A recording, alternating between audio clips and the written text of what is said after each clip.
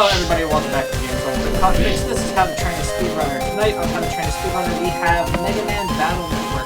Before we get into that, just a quick reminder, SGDQ 2023 is coming up May 28th through June 4th. You can catch us live on Twitch, and we'll have VODs up the day after on YouTube. Unfortunately, registration is canceled, but if you are registered to attend, we're excited to be back, and if not, well, we hope to see you watching us live.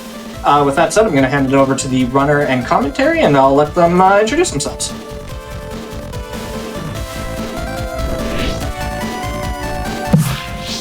All right, well, welcome everybody. I hope that you brought your education caps today because we are going to be teaching you everything that you need to know about running a Mega Man Battle Network 4, specifically the 2 scenario today. But hey, there's always options for categories, including the any percent category. But like I said, today, focused on the beginning of the game. I'm joined by my absolutely great friend and incredible source of knowledge, Komari. Hello, Meta. Hello, everyone. So yeah, as Meta mentioned, we're going to teach you guys how to run Mega Man Battle Network 4, then Tourney percent. It's one of the shortest categories for this game. For every Battle Network game, we have these 2 scenario categories, which are much easier to get into than the 2-3 hours runs for any percent. So yeah. Indeed. So, to go over this run, what we're going to go ahead and start with is talking about the way that a core mechanic works in this game. And that core mechanic is that your tournament that you get in the game is actually randomized based on what frame you click new game on.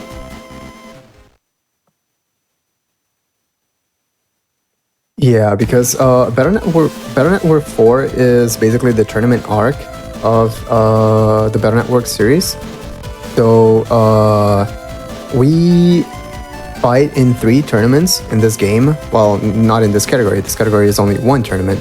But there are 3 tournaments, and the RNG manip that we do lets us get the best scenarios for every tournament. Like, by best, I mean fastest scenarios for every tournament.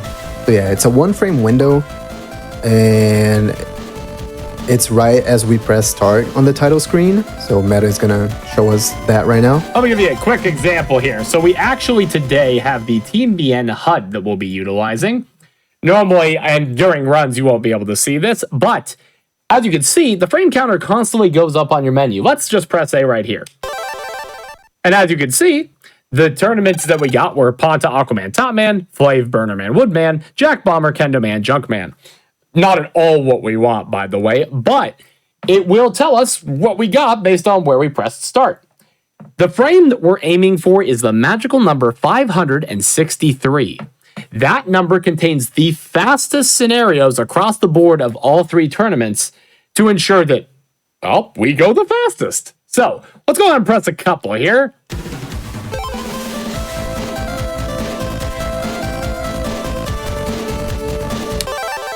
For instance, right here is 563. Now, very nice. Perfect, Meta. I will say, this is the dream right here. You always want to hit right on this frame because it is quite literally a 1-frame window.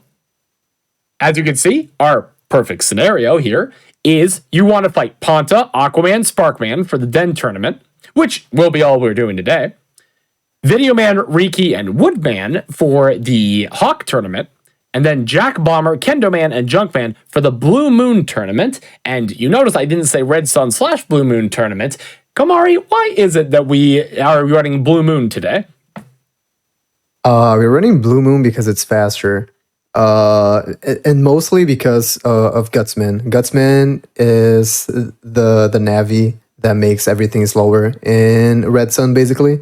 Because on the first playthrough of BN4 Blue Moon, we have to fight Aquaman.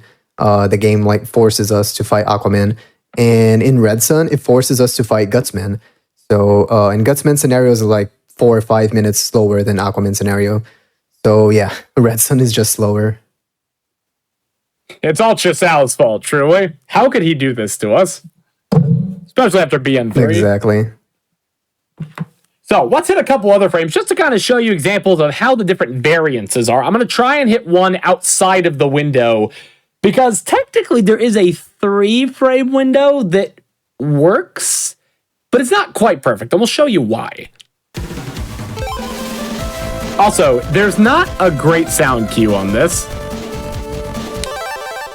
That was way early, though. This one would result in us getting things like Burner Man and Cold Man, which we absolutely do not want.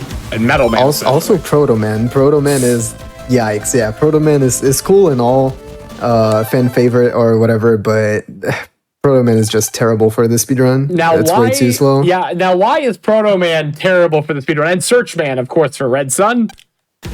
Because they make us go to the undernet, and for that we need the C slider, and we need well, their scenarios are just longer in general. And for those that don't know, the C slider requires you to have a total of 10,000 extra zenny, I think, or maybe it's 8,000.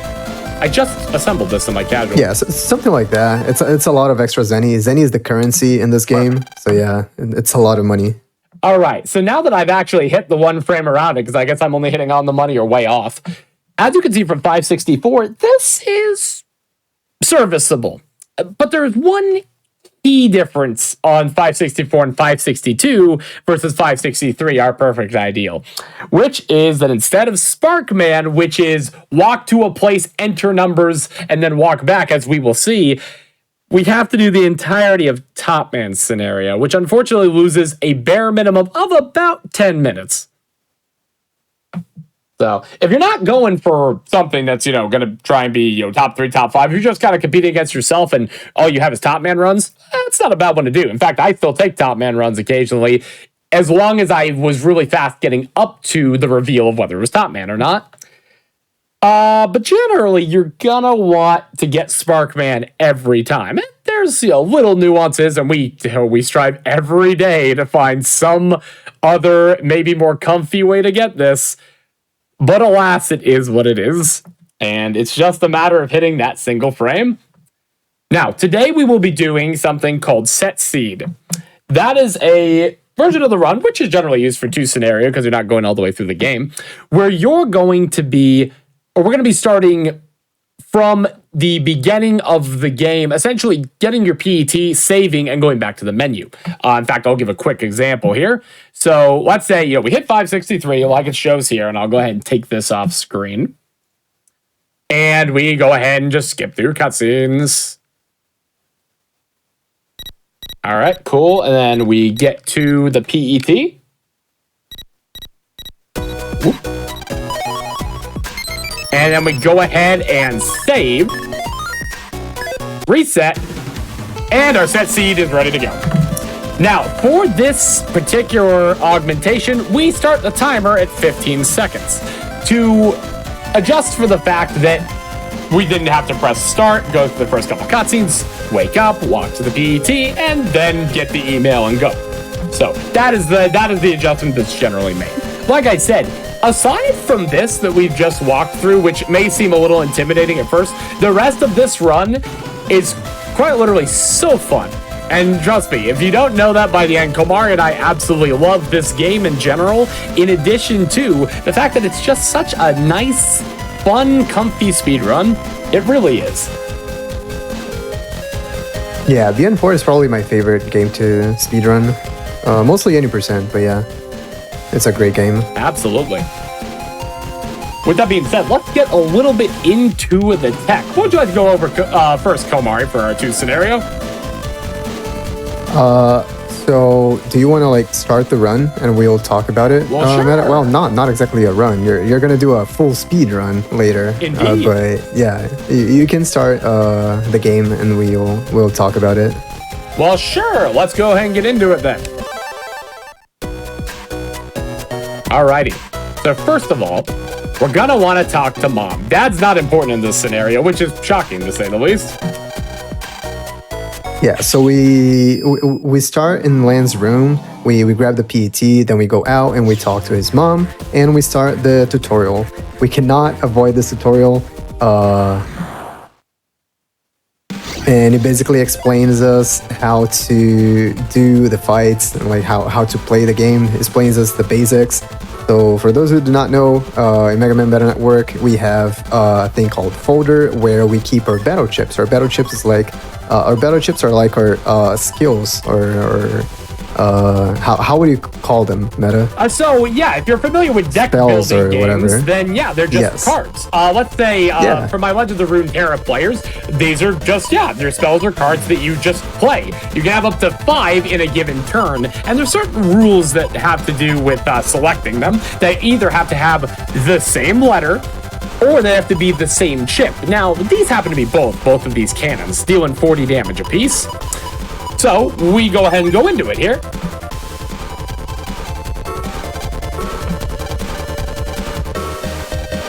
So once you load up your hand with these cannons, we essentially can press A to use one. So, we go ahead and get that, and then we fire another cannon, and we call it good. We'll talk about what just happened there for a split second in a bit, because this tutorial is split into 3 different pieces. The first one addressing how to take chips. Now, Kamari, while I'm going through and taking these, want to explain the second tutorial, a classic. Yeah, so the first one taught us how to pick chips and taught us that we can pick chips that are exactly the same. Like Meta took 2 cannons, and now it's teaching us about the codes. You see, Meta has 2 different chips right there, but they have the same code. And the codes are all of the letters of the alphabet and asterisk as well. So if a chip has the same code, you can pick it with another chip with the same code. And if it's asterisk code, you can pick it with whatever, as long as there are not 2 different codes with it. So for this fight, Meta is going to use an area grab. He's going to steal the area from the enemies, and he's going to use a sword to delete 2 of them. So, boop. Now I can walk in this area, and then I hit him with the sword. And generally in the speedrun, you want to go ahead and area grab sword and then buster down the last guy, because it'll be faster than taking an extra chip. Yeah. All right, now fight 3. All right. So the third fight's interesting because it's actually different from the previous 3 games, and Gomari will go ahead and explain what this one is.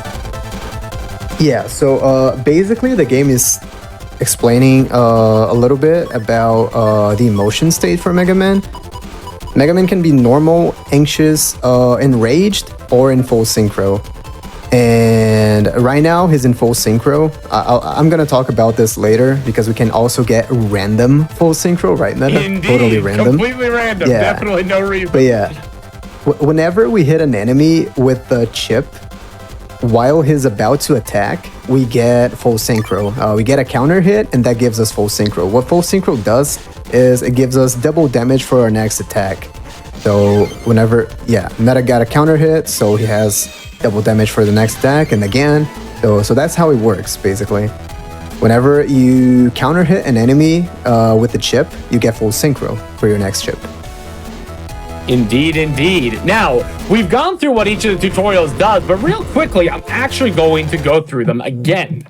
And the reason is, we're going to talk about just a little intricacy as to how you can do your tutorials the best possible, because you're going to have to do them at the beginning of every run. So, as we did before, we're going to get up, go ahead and grab the PT, and then we're going to immediately go ahead and hold the down left direction to get out of our room. Once again, going up, talking to Mom. And then jacking into the microwave because we replaced the oven. The oven is bad. We determined that in BN1.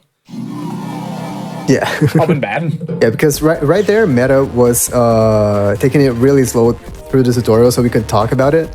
But now he's going to do it full speed. Indeed. And we'll talk about exactly what we're doing here, because there's a few different things about virus movement. And since I'm going to be focusing on trying to fight him, Kamari will explain exactly why I'm moving and shooting the way I am. Yeah, so the viruses who are in the front, they are going to move first. And in BN4 specifically, that's different from BN5 and 6. I'm not sure about the first 3 though. But the viruses that are in the bottom, they're going to move first. So for the second fight, we are going to be able to see that. It's first thing is viruses that are in the front, and then viruses that are in the bottom. So for this one, there are 2 meteors in the middle column there, and the one in the bottom is gonna move first. As you can see there, it attacked already. And every enemy in this game has a specific pattern. We are gonna abuse these patterns to get counter hits and to get fast fights in general. Well, not exactly for the tutorial because it's just really simple, but for other enemies. Yeah, this was pretty interesting. I counter hit all 3 of these enemies, but that's actually suboptimal. Yeah. We actually only need 1 counter hit for this fight. And there we go. So as soon as Meta deletes the meteor at the bottom, the one at the top is going to start moving, so he doesn't need to go to the top. He just goes to the middle and fires his cannon, and that's enough. Exactly. A quick, easy kill because cannons do 40, so we only need to double the air shot. That's why we take it in that order, air shot, cannon. Yep. Now we talk to Lan's dad to progress the story. We get 500 zennies because we need to buy something for him in ACDC Area 3, and we go to the internet. Indeed. Sadly, that Mr. Prog we talked to is broken now. He can't make breakfast, and honestly, that is a tragedy. So we got to go buy him a recovery patch on the internet. But we are broke, or at least we were until we got 500 big bucks. Yep. So, the first key thing of this run, and again, not in the 2 scenario today, but generally in any longer runs, is you're going to want to take an encounter here at ACDC. Oh. That's going to be funny if you get the thing. It will be. But yeah, so we want an encounter early here in ACDC area because we need the Guard 1A chip. While we don't exactly need it for this category for Den 20%, we do need it for any percent because, oh, Meta got it. Very nice. It was 25%, I believe. At rank 7. But yeah, he could have gotten Zenny, 2,000 Zenny there from the in-battle green Mr. Data there, but it didn't happen. And right now, we're not going to get any more encounters. Yeah, congratulations, chat. You have seen the one and only random encounter in the game. Yeah. So we kind of need this chip. It speeds up a lot of fights in the early game. It's not really necessary for the 20%. You can consider skipping it if you really want. But it's so required for any percent because we need it for story progression later. We need it for a trade in the late game. For one of the best scenarios in the game, football. True. But yeah, after that one encounter that Meta Ruler took, he started using a glitch that's exclusive to the Japanese version of the game. So every time you open any sub-menu in Battle Network 4 Japanese version, the game does a map change. It reloads the map and it resets your step counter. So you're basically never gonna get encounters as long as you do this correctly. As long as you open the menu at specific places, at specific spots that are routed to be optimal. So you don't need to do any extra. It's a lot better to do that than just going by feel. So Indeed. Yeah. We can just never get encounters now. Yeah, we quite literally are just immune from. And for those of you watching at home, you may have been made aware that the Legacy Collection is built off of the Japanese version, which, guess what, means that this glitch also works in the Legacy Collection versions of Red Sun and Blue Moon. Yeah, which is really funny. I really thought they were gonna fix that for the Legacy Collection, but they didn't. So yeah. Yeah. If you're interested in running this, Legacy Collection is also a really good option since you can do this glitch, and you can even have your text in English if you prefer that in the Legacy Collection, and the glitch is still gonna work. Indeed, I'm running on this version today because it's what I have the setup for. So, but yeah, Legacy Collection is a great place to start and try this stuff out because why not? So, our next objective, of course, is another series classic. Talk to everyone in ACDC Town. Yep. I don't want to know about the rag up system, please. Yeah, basically these NPCs just tell you about some mechanics in the game. There are 5 NPCs. Meta has to talk to all of them. This girl gives you an option. You have to tell her yes, and then she's not gonna tell you anything else. If you tell her no, I believe that's no, right? I think it's like 4 or 5 tell her extra no, text boxes. Yeah, there are like a lot of extra text boxes, but yeah. Now we get to a different place. That's Elect Town. We are here with Lan's dad, so so they can buy something. I don't remember the lore anymore. I'm all about the speed tax at this point. Yeah, so I can actually delve a little bit into the lore. So you come here with your dad to essentially spend the day with him and go and check out, the shopping areas here in Elect Town. So go into the store and check out a few places, but then big surprise, Dad gets a phone call and he has to walk off for a bit. So what do? We go find our friends. And look, here's 2 of them. Got Mail here, and then we've got Yai, the operators of Roll and Glide respectively, and we jack in to go check out their nobbies. Yeah, because since Lan talked to his friends, Mega Man also needs to talk to his friends. Indeed. Now, of course, we got this friendly gentleman over here. Yeah, not suspicious at all, right, Meta? No, not at all. In fact, I mean, look at this design. Honestly, he's just such a friendly dude. A speaker knobby for sure. Anyways, not important. Here's Roll, adorable as per usual. And Glide, Glide does stuff in this game. I can't believe it. And then this guy, who will be important later. Usually they sell earphone, only a single earphone, but they sold out. So that's a shame. Now we talk to Yai and Mail again. We talk to them again. We get a cutscene. Meta is obviously skipping all of the cutscenes. Indeed. And look, Dad's coming back. Bye-bye, Dad. Yeah. So, Dad and our friends leave, but we heard an inkling that something's going on over here. Turns out there's a tournament coming to town. And we're so excited about that. So we're getting ready to rush home and there's a few people that seem to be a bit disgruntled at this speaker. So we're going to jack in and find out what's happening.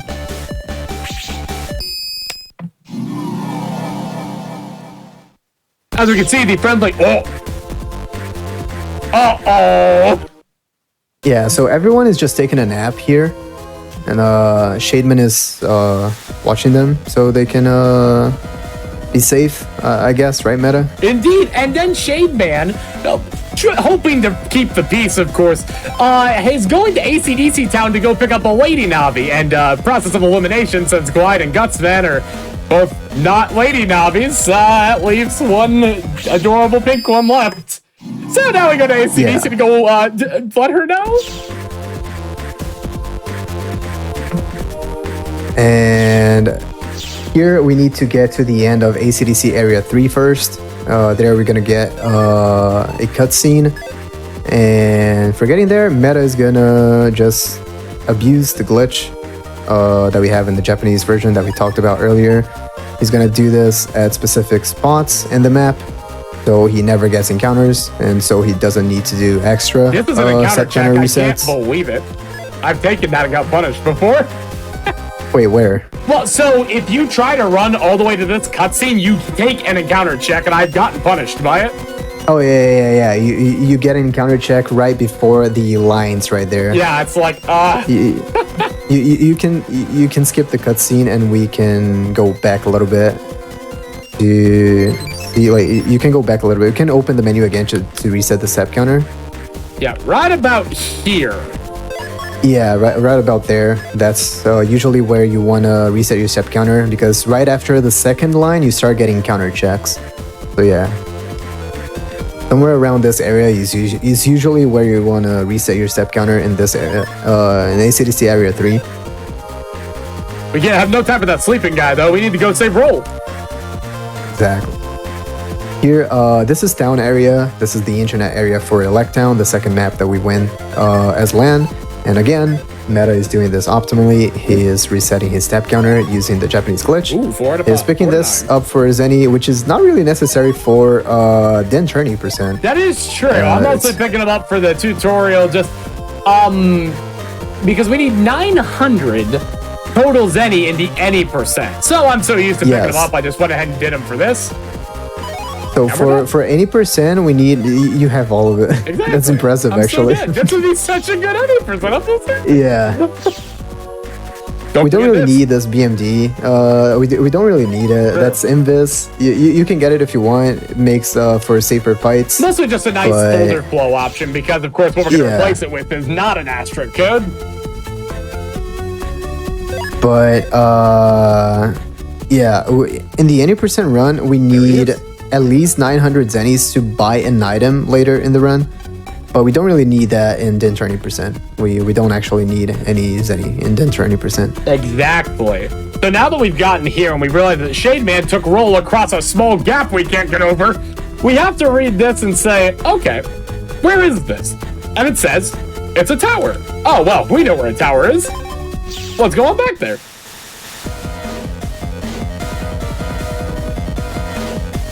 Yeah, so we jack out, we are back as land now, we go over to Elect Down, and we try to go to the Elect Tower.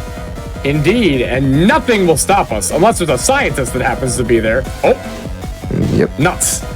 We need to talk to the scientist, and then we need to find another way to get there.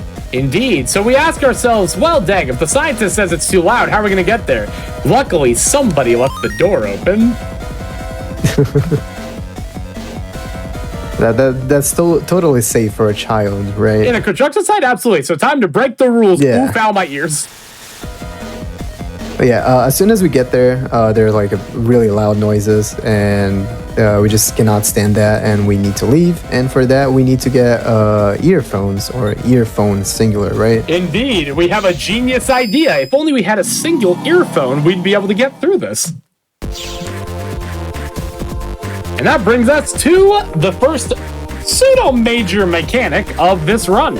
And it involves fighting specifically, well, kind of specifically this guy, but normal Navis in general. Yeah, this is a really cool thing about BN4. It lets us fight normal Navis and heal Navis. For this run, we're going to fight 2 normal Navis, though. So, basically how this guy's movement works, he's gonna move 4 times, and you're in the. Can you pause, Meta? Sure. Let him move 1 more time because he moved 3. There we go. 4. So he moved 4 times.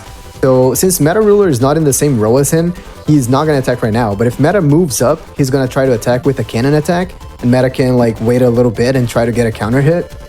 And if Meta moves to the front, he's gonna try to go to the front as well and try to use a sword on Meta Ruler. But if he doesn't do that, he's gonna go to the back and throw a mini bomb. So that's how this guy's movement work, basically. That's for the first cycle. That's 4 movements, and then he doesn't attack. But for the every other cycle after the first one, it's just 2 movements. It cuts down by half. So yeah. In fact, you know what? Let's go ahead and show those cycles real quick. So, after going ahead and doing this here, we are going to be showing off all the different ways that this guy moves, more or less. So, here we go. The first one, I move up. Boom. He uses a cannon. Awesome. Okay. Yes. Let's check the second one here. I move up and forward. Okay, he uses a cannon because I didn't move fast enough. No. He used the cannon because that's still his fourth movement. Like, for him to use the sword, you're gonna need to make him move 1 more time. So you need to not be in the same role as him.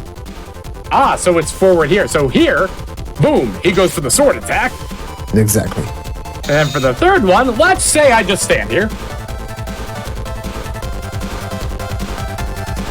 What? Yeah, he's supposed to go for a mini bomb attack. There we go. It's just a bit slow on that, but if you're not in the same role as him and you're not in the front, instead of going for the sword, he just goes for a mini bomb attack. And as you can see, yeah, we can just kind of make him keep using cannons. 1, 2, attack. 1, 2, attack again. Let's go up here. So that, like, it's very easy to, well, not exactly manipulate his movement, but to know what he's gonna do because it's very consistent. So for right now, he's decided to move about 5 times. But that's why we always move into his row for the consistency aspect. generally you always want to be either in the front to make him do the sword attack, or just in his row for the cannon. Because we mentioned counter hits and full synchro earlier, and that gives us double damage for our next attack. And we really want that to get the fight done with quickly. Their meta got counter hit by the enemy. That means he loses his ship. Sadly, yes. And doesn't get an attack off. But yeah. This guy's counter hit window is a little bit tricky. Indeed. The cannon one's a little easier. Yeah, I like doing a little bit of movement. Like, for example, if I know he's gonna attack with the cannon, I go like back and forward a couple of times, and well, exactly 4 times, and then I press A to attack. For the sword, I just go up and down real quick and attack. That usually works pretty well.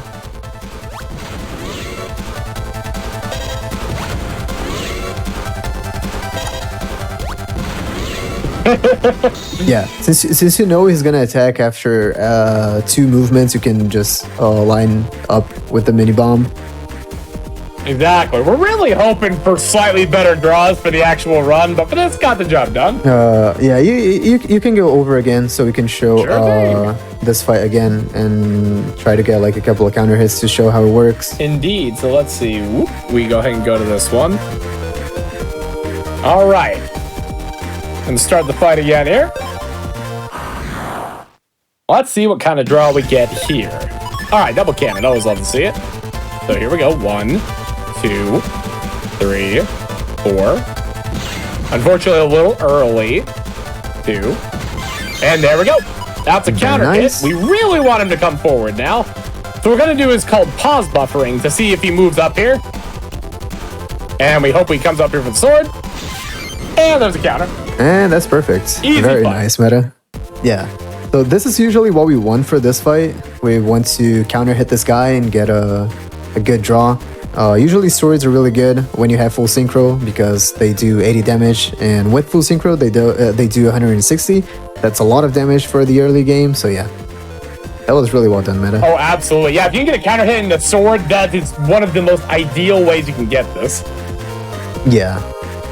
So, yes, indeed. Earphone Navi taken care of here.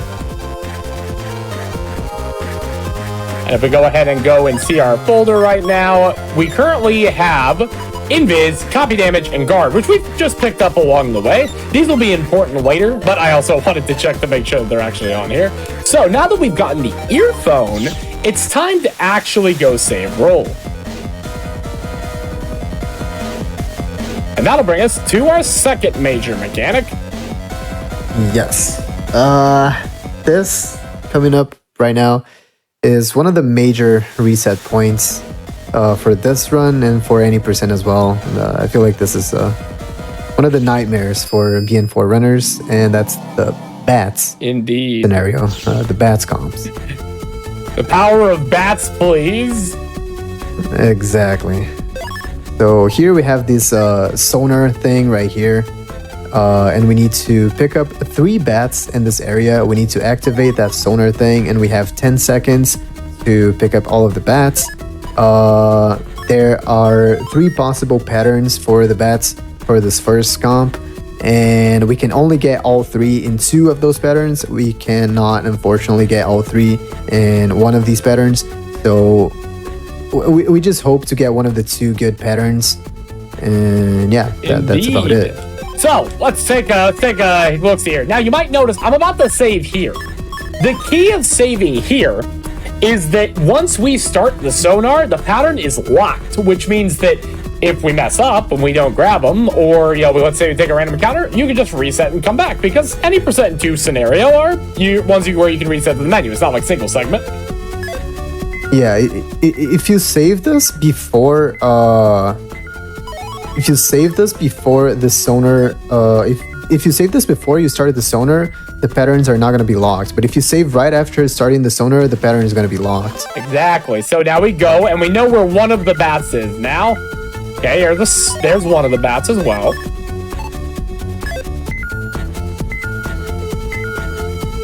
And we see both of them. Now, unfortunately, we did not get all three. But, Komari, I believe this is the pattern where we can. Yes, this is a pattern where we can, and we are gonna do it. So here's what Meta is gonna do. He's gonna go this way and gonna go down. He's gonna... Yeah, that is correct. That is correct. Gonna go this way. He's gonna grab this bat right there. He's gonna go over there. He's gonna reset his step counter. I think you might not be able to do it because you saved, Meta. Ah, you know what, that makes That sense. loses you 1 second since you saved. But yeah, generally you're able to get all three. So what we're going to do is we're going to go ahead and go through here and finish this pattern. Then we'll go ahead and set and show you a couple more. Yeah. So for the last What the hell is this bat? it's kind of tricky. You cannot really rely on fixed patterns like we do for the first time we do it with all bats. So we kind of just wing it. Usually going right or down right is a little bit better for every pattern. It gives you more consistency, but there's not a way to guarantee this. You really want to get all three in one cycle. That's the ideal usually. Exactly. There's also one other important piece you want to make sure to pick up here in the any percent, I believe, because it should be Zenny. Yeah, so this is really important for any percent. We don't really need this for Den 20% because we don't really need Zenny for Den 20%, but Indeed. for any percent we do need that specific item. And then you bring them over here and you get them taken down. Before we go out of this area, we'll go ahead and show a couple other patterns here. Oh, excuse me. Yeah, so ideally, optimally, you're always going to want to go down right as soon as you start the sonar.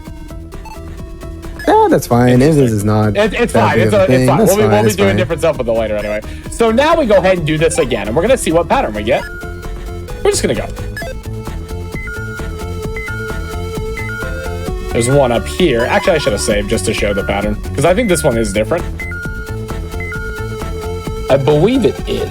So let's redo that one. Yeah, that one I think is another one of the doable ones. Let's see. All right, this one's back coming So down. down right, yeah, this is coming down. Now he's gonna go all the way it's left all the up. way on this it's one, gonna that's pick right. that one up, and the other one is gonna be up there. So like you can also grab all three in this one. You're gonna grab this, then you're gonna go there, and you're gonna move up right. Bam! All three. You get all taken. three. Yeah. So that is one of the three possible patterns for comp 1. That's how you do this movement optimally. And then you get the Zenny if you're doing any percent, and if you're doing Den 20%, you just proceed to the next area. Pretty much. Nice little time save that you can get there. Yeah. Now we're on to Bats 2. Yeah, so for the second area here, there are 4 possible patterns instead of 3, and we can and there are 4 bats instead of 3 as well. And we can only get all 4 bats in one of those 4 patterns.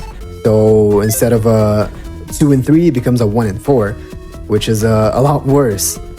And yeah, for the other patterns, we can get 3 of the 4 bats, so it's not that bad. We're still only gonna have to grab 1 on the second cycle, but ideally we always want to get all 4. Exactly. Now, normally on this one, Ned, when we were talking about saving to actually lock in the bat pattern, I'm gonna go ahead and grab this real quick. This is important. This is HP memory.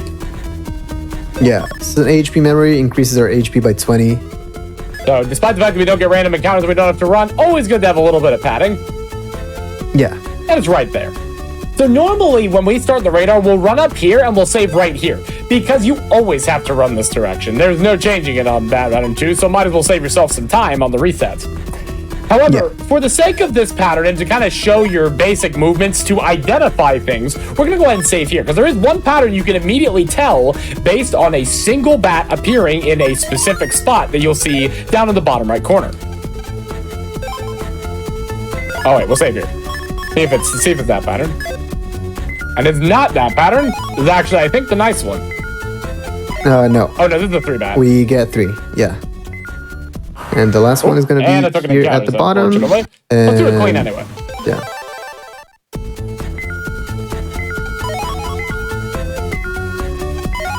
You can reset the step counter like about here, meta. Yeah, that's Exactly. good.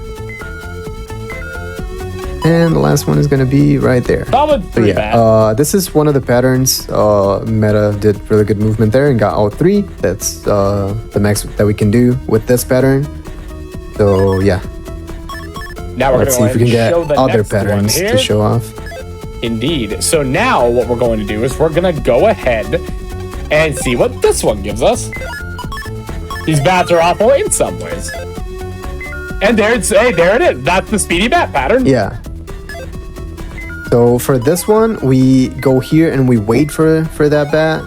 And we'll redo it again to show y'all. Yeah.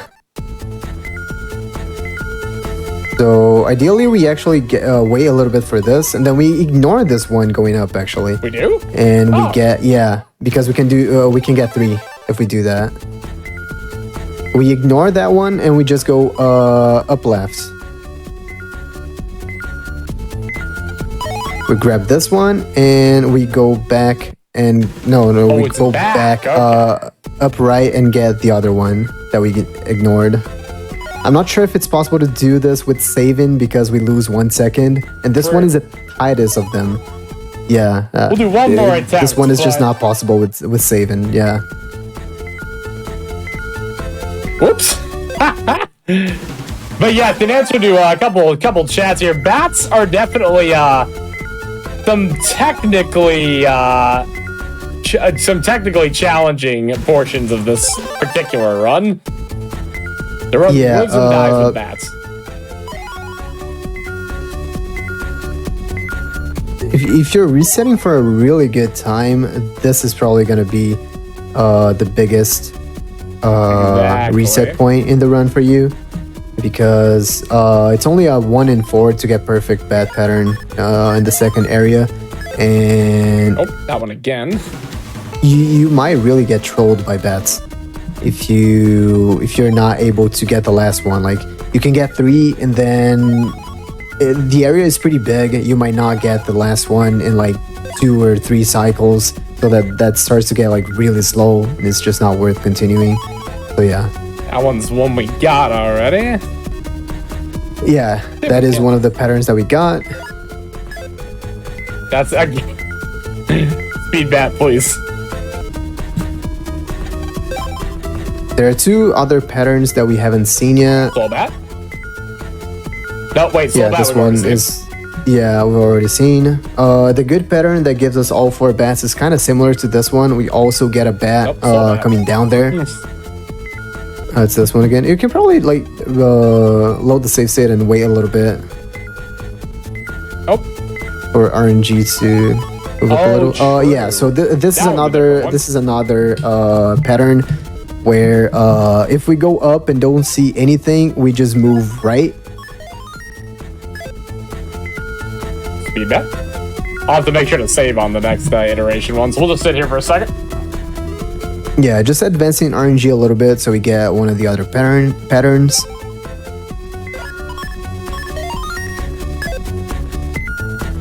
I see there's the pattern we need to show here. Yeah, so with this pattern, we actually just move all the way up. We see there's going to be nothing, so we just move right and go down to grab the first bat. By up, I mean upright. I'm sorry. Wait, it's really up, right? Yeah, we move up right. Huh. No, we ignore that one for right now. Okay. We just move up right, then we move right and down. There's going to be a really slow bat, like right the other way. We can grab 3 with this pattern. We love the slow bats. Ah! Where is that? Oh, there he is. So we're trying to show y'all roughly where these guys are, and of course in the run, you're generally going to want to try to catch. There's one really slow one to the right, Meta. Really? I don't think I realized that's what the purple was on this one. But we need to get that first so we can get 3. Oh, okay. We need to get that one before this one. Yes. So we need to get that one first, and then we go back and get the really fast one at the top, and then we get the other one that's going down. Ah! I would have gotten it if I would have not moved This one, bad. yeah. Yeah, that is the ideal movement right there.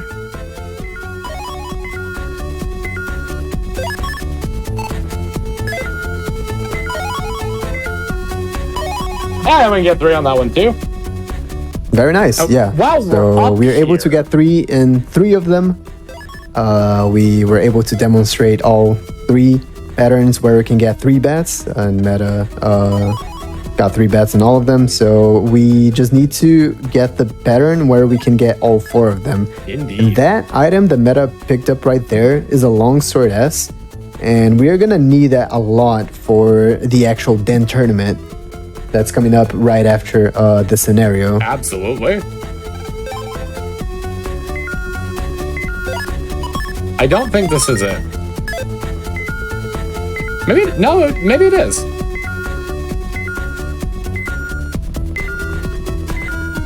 Wait, did you reload? Yeah, no, I did. Is this it?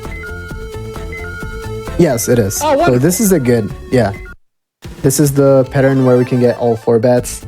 Meta is gonna pick up this one that's right on his face. Then he's gonna grab 2 right here.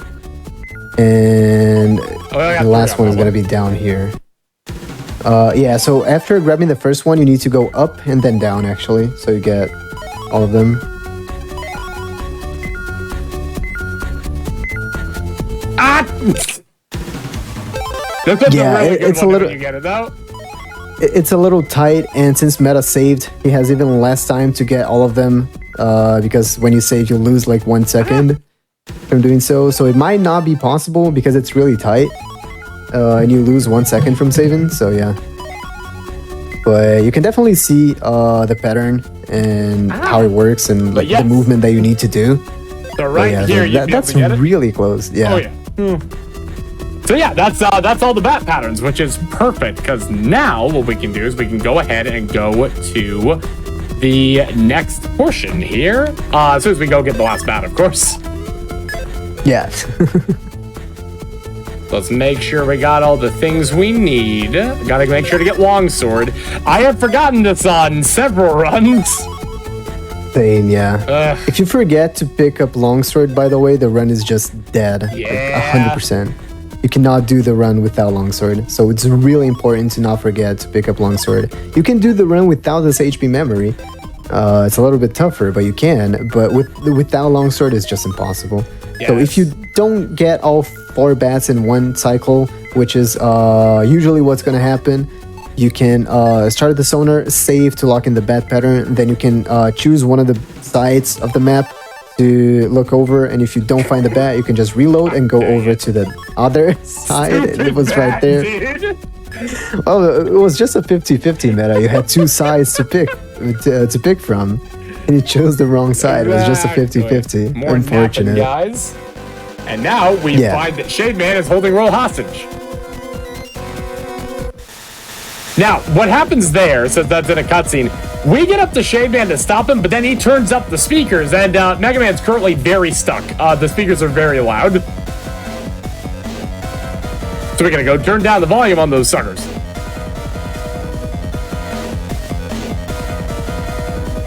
By doing so, Yeah, so we just need to go down here and interact with this. So we can turn down the volume, and we fight Shademan, but like not really.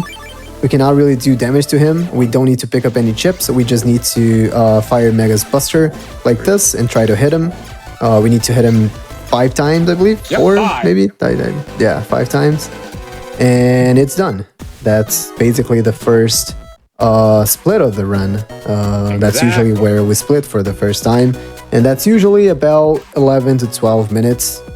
yeah, I feel like a good run, you generally, if you're between 10 and 11, then that's like a pretty dang fast time on it. If you're like Yeah. 12 or greater, like, that's not a bad time.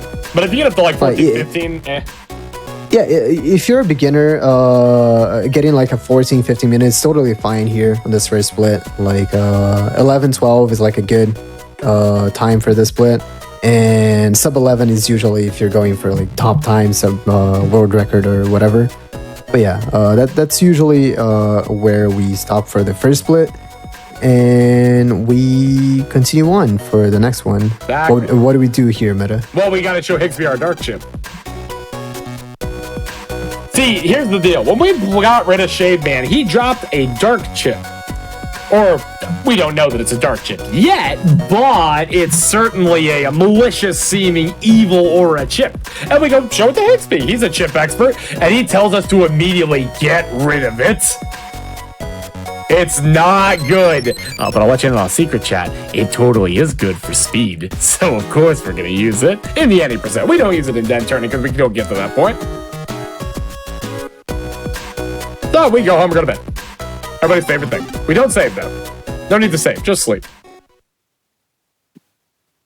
And now, we go to a quick cutscene with the scientists. Kind of meanwhile stuff's happening. Not relevant to us, though. We got a tournament to go to, which, speaking of which, Lan almost sleeps through. Now time to go to the prelims.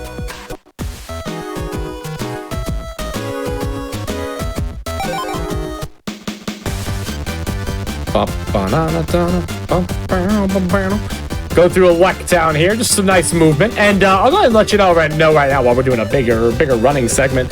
Generally, horizontal movement is not your friend. You always want to be going diagonally in a direction, because then you're completing two directions at once versus just one. And sometimes it doesn't matter, like when you're going across this edge here, it'll push you up anyways if you're pressing horizontal. Yeah, usually we want to avoid horizontal movement. Vertical movement is really good in Battle Network games, and diagonal movement is fine. Indeed. The isometric plane is an oddity for sure. Exactly, Land nearly stepped through GDQ. I can't believe it.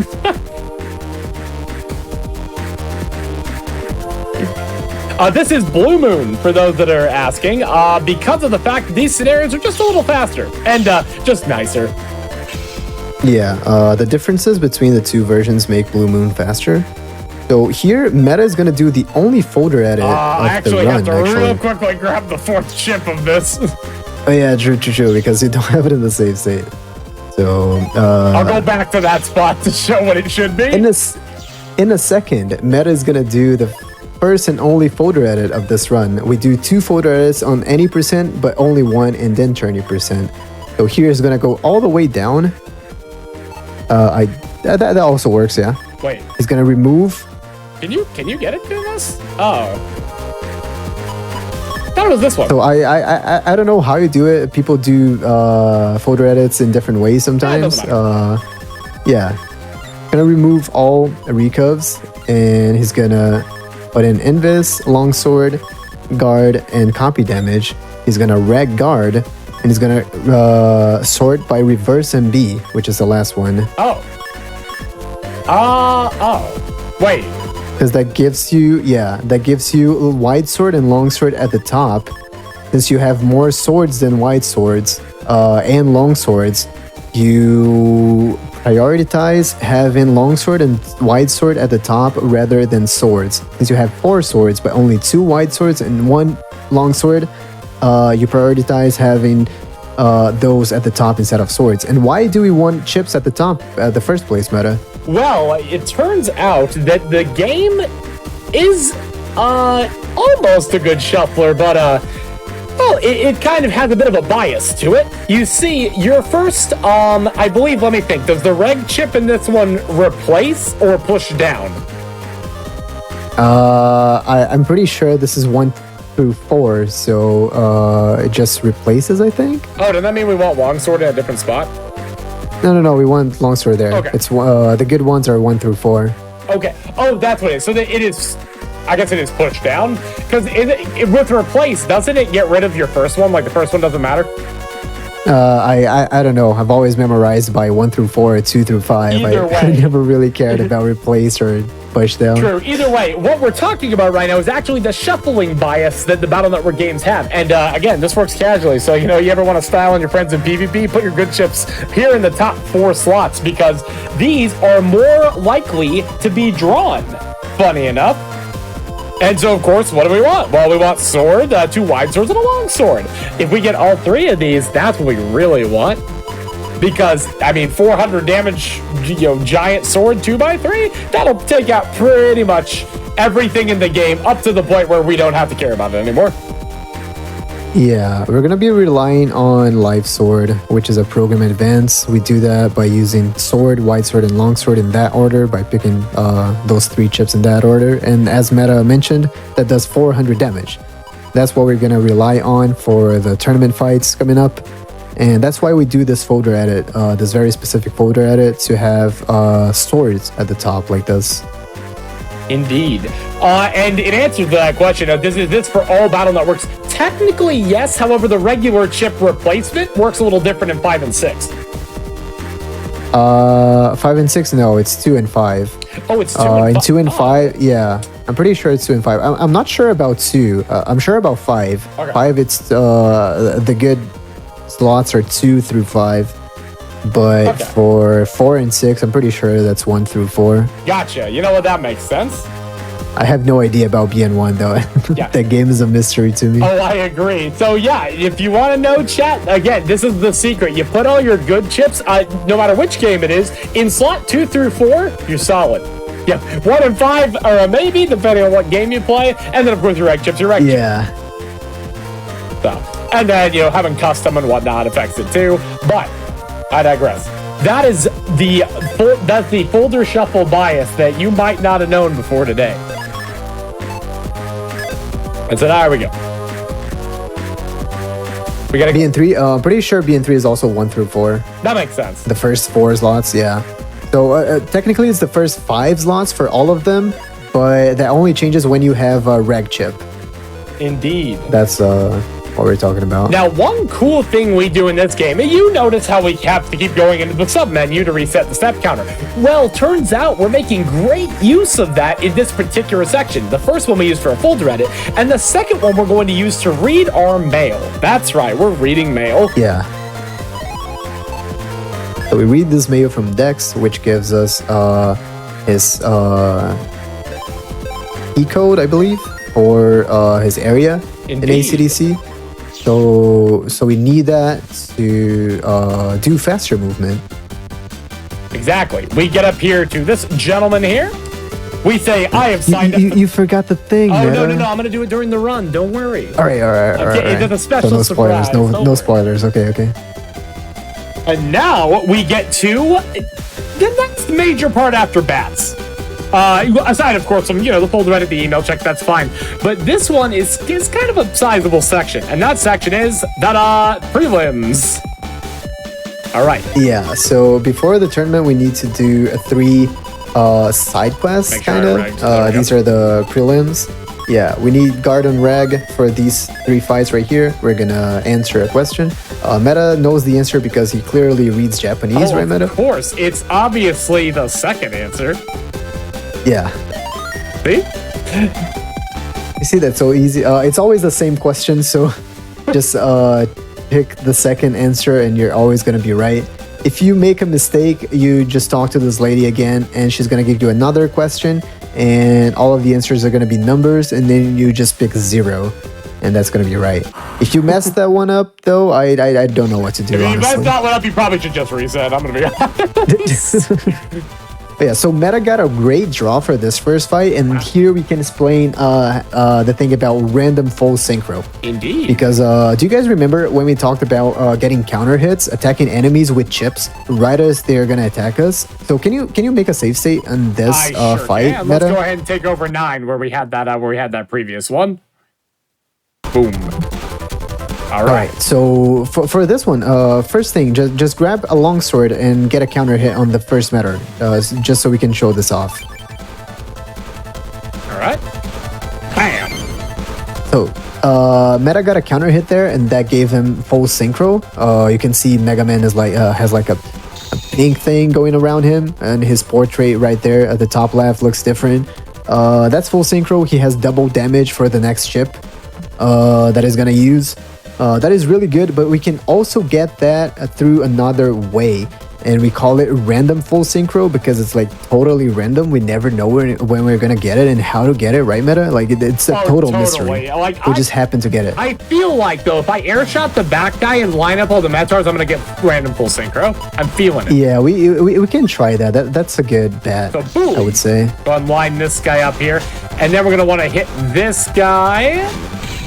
Oh, I can't believe it! Wow, that is surprising. This literally never happened. But yeah, if we go back to that fight, that's not actually random. The thing is that we have a hidden value in this game called emotion value. If I'm not mistaken, I think it's emotion value. It is your emotion value. Yeah. And every time you take damage without fighting back, without hitting an enemy again, you lose emotion value, and Mega Man is gonna get anxious if you take too much damage, if you keep losing emotion value. So Meta can go into this fight and just take a lot of damage to show that. Indeed, yeah. Let's go just get absolutely pummeled by some Metars. Yeah, so I think after 3 hits, yeah, that should 3 hits probably without be enough. doing anything to him should do it to us. Yeah. We manipulate that for stuff later. So yeah, right there you can see at the top left that Mega Man is like not feeling very good right now. Is at the anxious or worried state, whatever you want to call it. That's because his emotion value is down. It's pretty low right now. But if we hit enemies with many chips, we can bring this emotion value up and get a full synchro.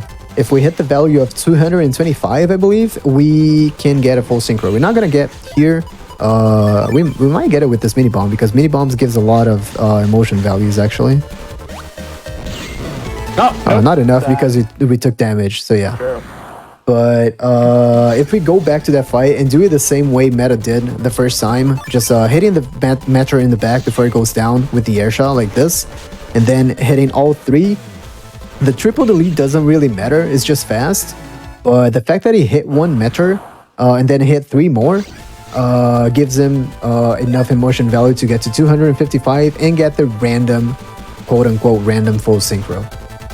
That's the really cool mechanic that we can only really use in BN4. BN5 also has emotion value, but we can only get to 254 emotion value and not 255, which we would be required for getting full synchro. So yeah. Indeed, but I do really love the counterbalance to that is that BN5 has a very special thing called a motion bug, which hopefully we can showcase at some point on the show, because I think that's one of the coolest techs in the entire series. Absolutely. So for this fight here, what do you think? Yeah, so for this fight, we usually want to get full synchro for the next fight. For the third fight, it's a 3-fight gauntlet right here. Right. So we usually want to have full synchro for the last one because it makes the last one super fast. You guys are gonna see that if we're able to do it. Let's go ahead and save this again. Just let's make a save state here so we can show how this fight can go. Usually, you can just pick up guard and nothing else, and just go into the fight and stay in the front and wait for the spikies to line up and attack. It's about a 2 and 3. Unfortunately, Meta didn't get the counter hit there because they move like kind of erratically. Their movement is not really consistent, so you kind of just move to the front and hope for them to end up in the front and attack, or for them to slow down. Like that was even worse than the first one. Sometimes that happens. Oh yeah. I don't want to. And now Meta didn't take any chips. That's fine. But ideally, like this fight is kind of bad because of their movement patterns being so inconsistent. Like this time, for example, one attacked earlier and the other one just moved to the front like super late. Still got hit, which is pretty good. But ideally, we want to stay in the front and hope that one of them is gonna come up to the front and attack. Because if they attack you from the front, you're always gonna get a full synchro. Meta is doing those P shots right there just to advance RNG and maybe get a different pattern. He got a different pattern there, but not enough to get full synchro. I'm really hoping that he gets full synchro at least once. Come on, boys. Just gotta wait. He attacked too early, unfortunately. Yeah, this can always happen with spikies. Unfortunately, their movement is just not consistent. There we go. See? Number 8. Perfect. just took us 8 times, 8 tries to get the perfect fight. But yeah, that's the perfect fight. That's the fight that we were looking for with the guard. You can pick up swords, like wide swords usually work great on that fight, on the second fight as well, because we can get a super quick fight, because it's pretty common for them to come up to the front, like both of them. So you can get a pretty quick double leap, but you don't get full synchro for the last fight. And the reason why you want full synchro for the last fight is this, the meta is going to show up right here. Indeed. So you can take a lot of different chips, you know, copy damage into Vulcan isn't bad because you can get it on the boomer. But there's actually a special way to do this that, I mean, I feel like is actually relatively recent in grand scheme of things, where you just take guard. Yeah, if you have full synchro, you just take guard, move up like this, press A, and triple lead. It's easy. So easy. Yeah, but for that, you actually need full synchro. If you don't have full synchro, you can start off with guard like that, because it still kills the virus in the front. The Billy still leaves the Meteor with only 20 HP and the Boomer with only 10 HP. So that's only 3 charge shots. And if you have like something like an air shot, copy damage, attack plus 10 even, you can speed up that fight very well. Exactly. So not too bad, but definitely not as easy as walk up, press A, win the game. Yeah. Which we absolutely love to see. But that takes care of one of the 3 things we have to do for prelims here. The next one is going to be obtaining what are called gold bugs, which is basically just a fetch quest. Yeah. For this one, we don't even have to go on the internet. We just do everything as LAN. We go back to ACDC town and we grab both of the gold bugs, the male and the female. I don't remember which one is which, honestly. The female's here in this tree. And the male one is the big guy in here, I believe. Yai is terrified. If you talk to her, she's like, oh, there's a bug in my room. Thunder the bear. So you just get both gold bugs and go back to the guy. So really easy. This is the simplest of the 3, honestly. Absolutely. This one is literally just a movement check. Yeah.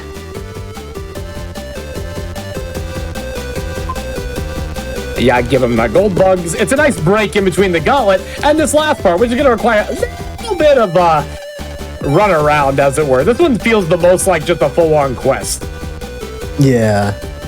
So for this one, to start it off, we need to go back to ACDC town and we need to jack into Dax's computer. Dax is a good friend of ours. And everyone's favorite character in the series is going to be right there in his house. Where my BM3 fans at? Look, there he is. Giselle, get out of my way. Say hello to Giselle. But yeah, we jack in here and we go through Dax's comp and we need to talk to a Hyper Navi and ACDC area, and it's gonna be right there. You know, you're gonna see a Navi running around real quick, so yeah. Indeed, he's somewhat fast, but this is why we read this email. Because he's literally right here. Yes. So that's the guy we need to talk to. Yep. And he tells us there's a guy in town area that knows where the Metar village is. The legendary village where this dude we're doing the quest for lost a briefcase.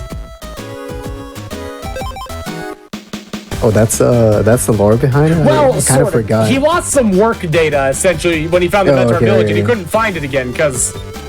I don't remember. I think because it moves. But yeah, so it's actually faster to jack out and jack in here than to go through the internet. It's actually a little bit faster to do this. You jack out, you go here, jack into Jomon's. Indeed. I believe we used to jack into Yai's computer for this one. For this one and for another one. Or the Rage Duck scenario thing. Oh, that's right. We used to jack into Yai's, but Jagumba, the Japanese runner who has a world record for 80%, recently found out that it's faster to also just come here instead. So yeah, Meta's resetting the step counter and he talks to this guy. Who told me that Mentors, they don't like high places or electronics, which means, of course, we're going to look in lowland grass. Just kidding. Because this guy is known to lie a lot. So, what a jerk. we just go in here and jack into this big screen. Now we come on down and we look for where the Metar village could be. Oh, would you look at that? Unfortunately, there's also this guy. Yeah. He's a big old jerk. So here we are going to talk to this guy. He's going to give us an item, and he's going to tell us that he wants to delete the Metars or just bully them or something like that. And Mega Man is going to be like, but they're not doing anything. And they're going to try to save the viruses now, which is a kind of an interesting take for the series. A bit of silly irony. Now, this one isn't quite like the normal novice to see someone's viruses too, so you just kind of go hog wild on them. Let's see. Yeah, so here Meta is gonna pause buffer to see if he can hit multiple enemies with this white sword. That's very close because Kill Navis move really fast. Okay. Oop. I double pressed A. So for this fight, there isn't really a good setup that you can do. You basically just hope to draw many swords and hope them to for them to come to the front at the beginning. Like there isn't a lot that you can.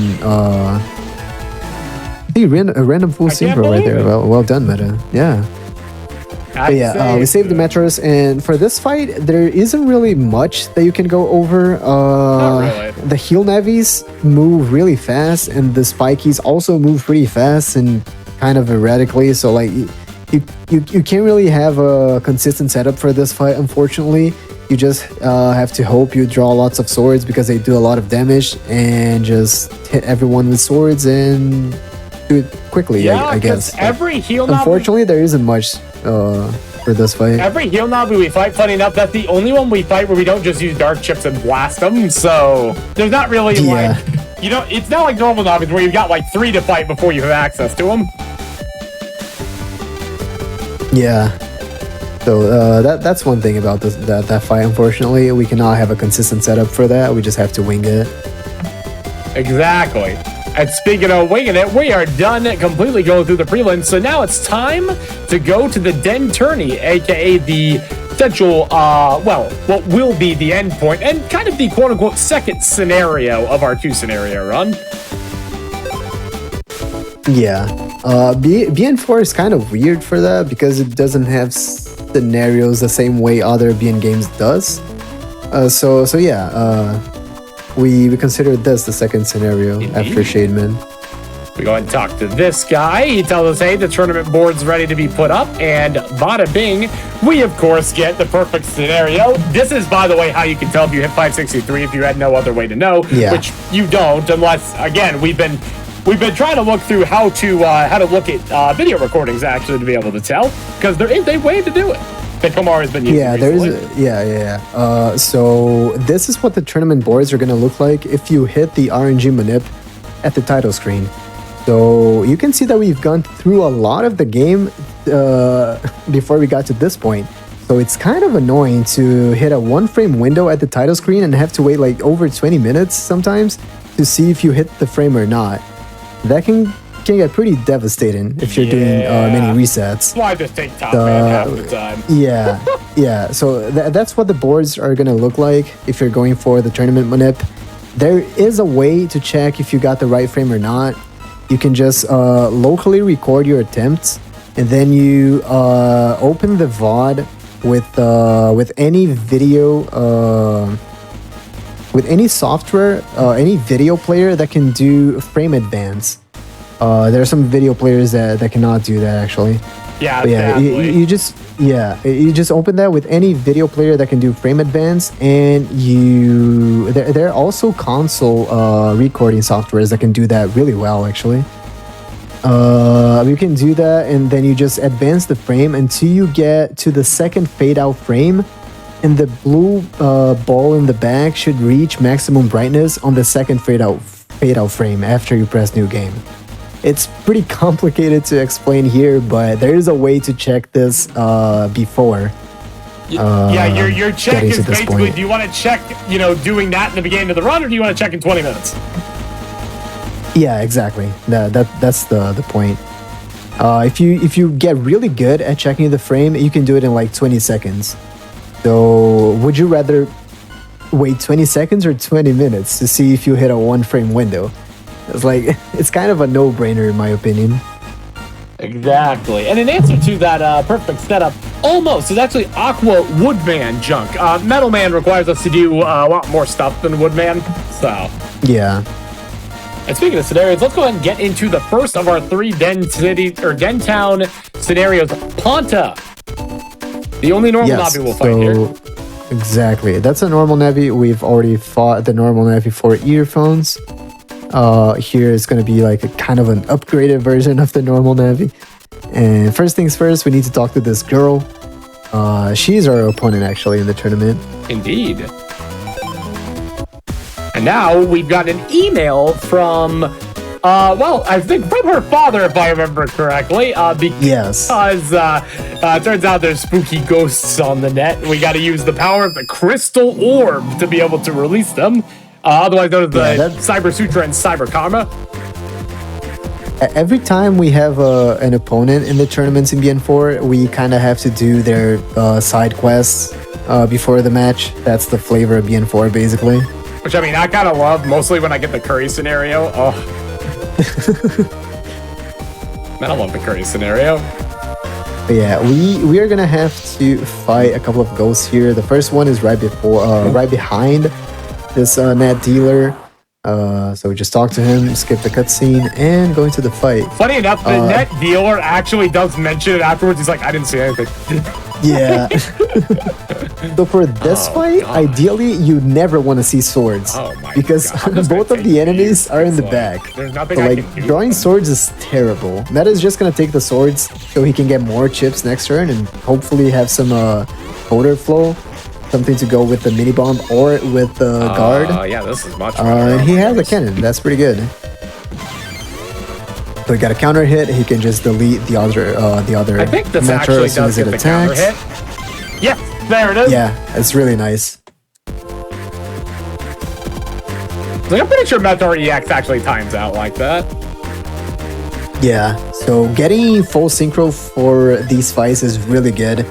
You, if you're able to chain full synchro through the fights, you're gonna get much faster fights overall, and that's what we want. Indeed. This guy right here gives us 3,000 Zenny. That's extremely important. That's required for the any percent run because we need 6,000 total Zenny for any percent. We don't really need any Zenny for the entire 20%, but that's cool to show it off for anyone who might be interested in learning any percent.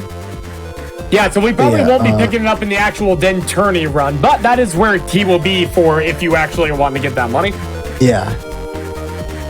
For Den Tourney, we just want to fight the 4 heal navis there are in this in these areas. Meta is resetting his step counter as usual. He just talks to the second guy. All right.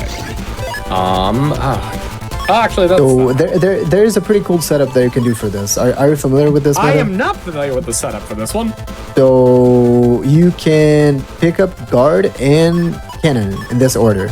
Okay. And then as soon as the fight begins, you're going to move down right away and you're going to force the Metro in the bottom to attack because in BN4, viruses in the bottom attack first. You're going to force that one to attack. The boomer is going to move up. It's going to attack as well. And then you move right up and try to avoid the boomer's attack, of course. And you force the Metro on the top to attack. And after that, you just move down and use guard to block the boomer's attack and you get a counter hit. And then you just finish the second Metro with the cannon. I don't know if that made any sense, but... So I take the guard. Okay. Yes. So you're going to move down. First thing you're going to do, you're going to move down and force the Metro to attack. Okay. And then you're going to move up, force the second Metro to attack, the Metro in the top to attack. And then you're going to move down again and finally use guard to get a counter hit on the Metro at the bottom. Oh, I see what you're saying. Okay, so let's do this. This. Move to the back. There we go. Perfect. And then, now you wait, finish then you off. have the full Yes. synchro off that guy, though. Forgot we This still one need is the that. one that matters the least, having full synchro for the next fight, because the next fight is just melodies, so kind of doesn't even matter. I want to cry. Yeah, I forgot But the yeah. dumb melodies. very well done, Meta. That's a cool setup for that fight. I thought about it for a second. Like, no, wait, I don't think this counts unless I step back. Yeah. Kind of forgot to mention No, that. you're good. You're good. I was thinking about timing for a little bit. I'm like, no, Now this one is an easily forgettable one. Do not forget there's a third guy over Oh, here. that's fucking annoying. Yeah. Woo. All right, here we go.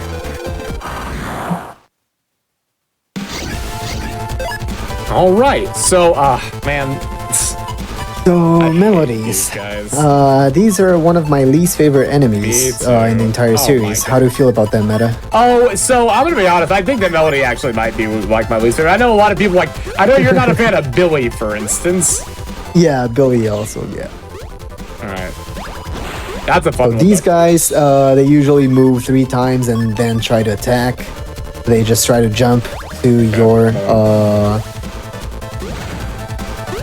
to where you are, and their timing is just pretty annoying. And they usually jump 3 times, but when there are 2 of them, their cycles can like get kind of messed up, especially when you counter hit one of I them. can't believe I didn't counter like- there. Yeah, their counter hit window is also kind of not very consistent. So this fight is just pretty bad. Usually you want to see lots of swords there, and you hope they come to the front before they attack, so you can get a counter hit with swords. Now the scary guy. But yeah, that's Now, those are melodies. you all might notice on the fourth fight that this is somewhat terrifying.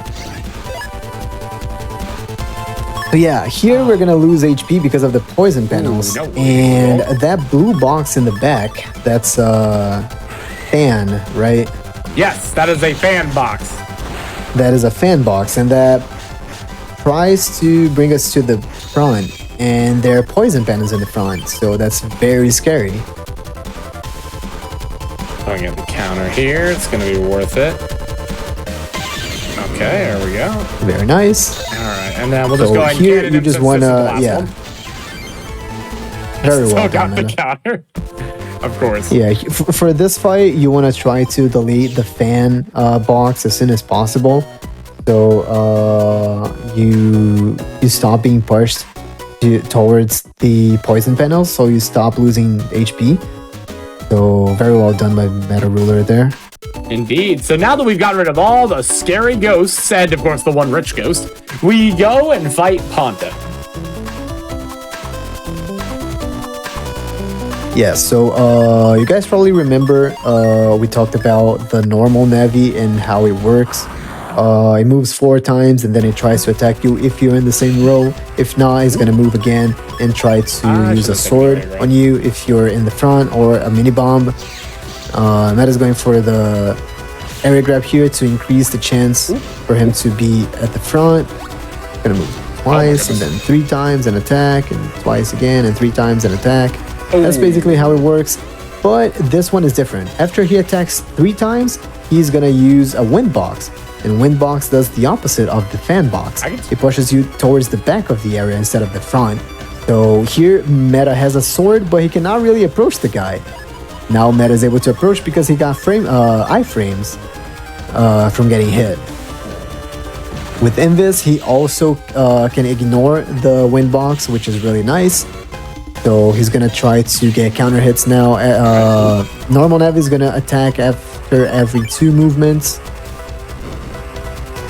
because this gun. Perfect Meta, very well done. Now he used the fan box. Gonna do the opposite thing. He's gonna heal because he went below 80.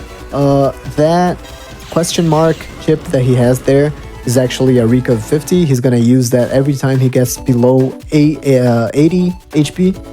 So yeah, that was overall very well done by Meta. Ideally, we want to see Life Sword on that fight. Yeah, just pause buffer until he shows up and then kill him.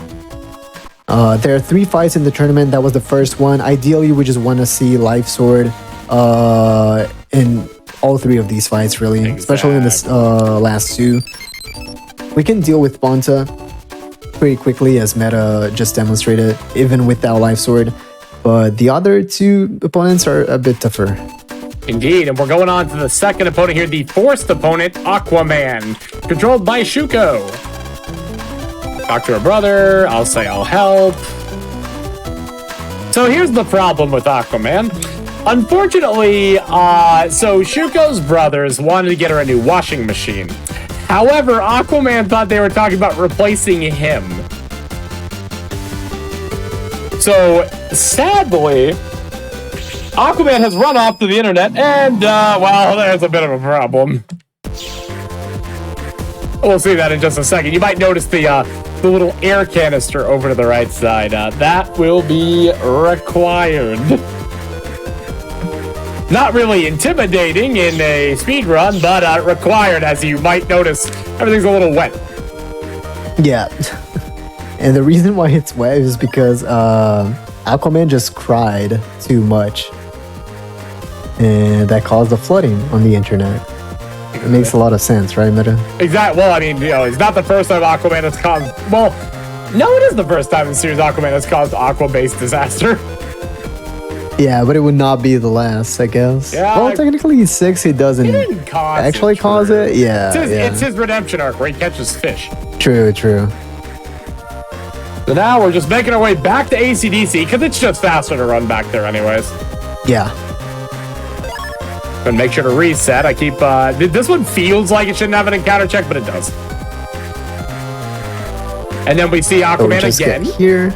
Yeah, it's a cutscene trigger, and we cannot go in there because we need Shuko's password or something. Exactly. We need Shuko's key to be able to get in there. So now we're going to go back and talk to her brother and be like, where's Shuko? Which is kind of funny considering where we're about to go next. So we go in and we say, oh crap, Aquaman is behind a door I can't get to. And he goes, well, luckily they actually just went to Electown. I must have just missed them. Yeah, so we have to go back here and talk to Shuko again. This scenario is basically just run around for almost 4 minutes and then fight Aquaman. That's basically all there is to this scenario. So now we're going to go to ACDC Town. We're going to jack into Dex's PC again. Unfortunately, Chisao is not here this time, upsetting the fans. So we just go over to Shuko's area and we open the door. We talk to Aquaman and we leave for the tournament fight. That's pretty simple. Exactly. That's all there is to the scenario. We don't need to fight anyone like in the previous one where we had to fight a lot of heel navies. A lot of issues there. Are you gonna say, Meta? Say what? Yeah, I'm good. You were gonna say something? I kind of cut you off. No. So I was saying, that, yeah, the heart. Oh my god, man, that would have to be right there. You might notice that all the viruses are aqua now, too. Yeah. Kind of a cool highlight. So yeah, we save Aquaman. He drains the water because he realizes he caused it. Dang it, Aquaman. You weren't going to get replaced. What are you doing? But one of the hardest parts of Aquaman's scenario is Aquaman himself. True. So for this fight, and now we're gonna fight Aquaman, and for this fight, we just want Life Sword, ideally. I'm begging you, give me Life Sword. Yeah, Life Sword does 400 damage, and Aquaman has 500 total HP, so... There are a couple of ways that we can do this fight. This is a really good draw to start with. Really nice. Meta has a couple of options here. He could grab the guard, which just basically does guaranteed 50 damage, but no real chance at a counter hit. He can grab the mini bomb just to take it out of the way, basically, because it's not a very useful chip. And he can try to hit Aquaman with pause buffer or the mini bomb. He can potentially get a counter hit with that, but that's way harder. Or he can just take the sword and try to get 80 damage in and potentially a counter hit. Now, if I remember correctly, he attacks on 2 every time? No, it is not consistent. Not consistent. So that means I'm going to step forward and get the immediate counter. So you can pause buffer for this. Yeah, that's the idea. Aquaman is not very consistent with his movement pattern. He just moves a random number of times and then he attacks. You can do pause buffers to guarantee counter hits on him. That's usually pretty good. Or to guarantee hits with chips like mini bomb, for example.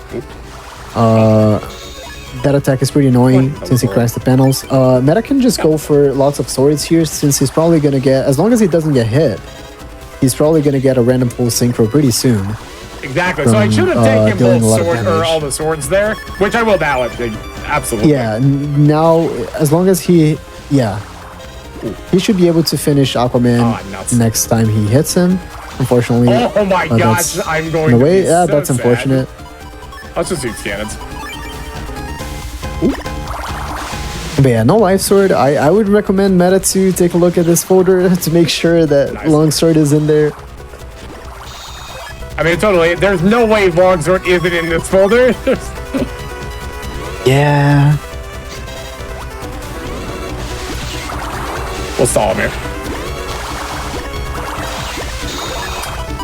Bro, where is this longsword? I'm actually kind of curious about longsword now, and it's on the top of the folder as well. Bro, So. I swear if I check Yeah, this just never folder, seen longsword. But yeah, this is basically Aquaman. There are a couple of ways that you can go about this fight. Usually, the fastest possible fight is just getting light sword as soon as possible, and it is there, first slot. But yeah, there are a couple of ways. Using pause buffer to try to guarantee counter hits is usually a really good strat to go for.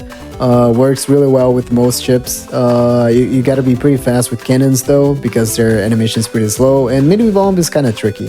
But with every other chip, pause buffering for counter hits should work pretty well. Exactly. You just kind of gotta lead with it, more or less.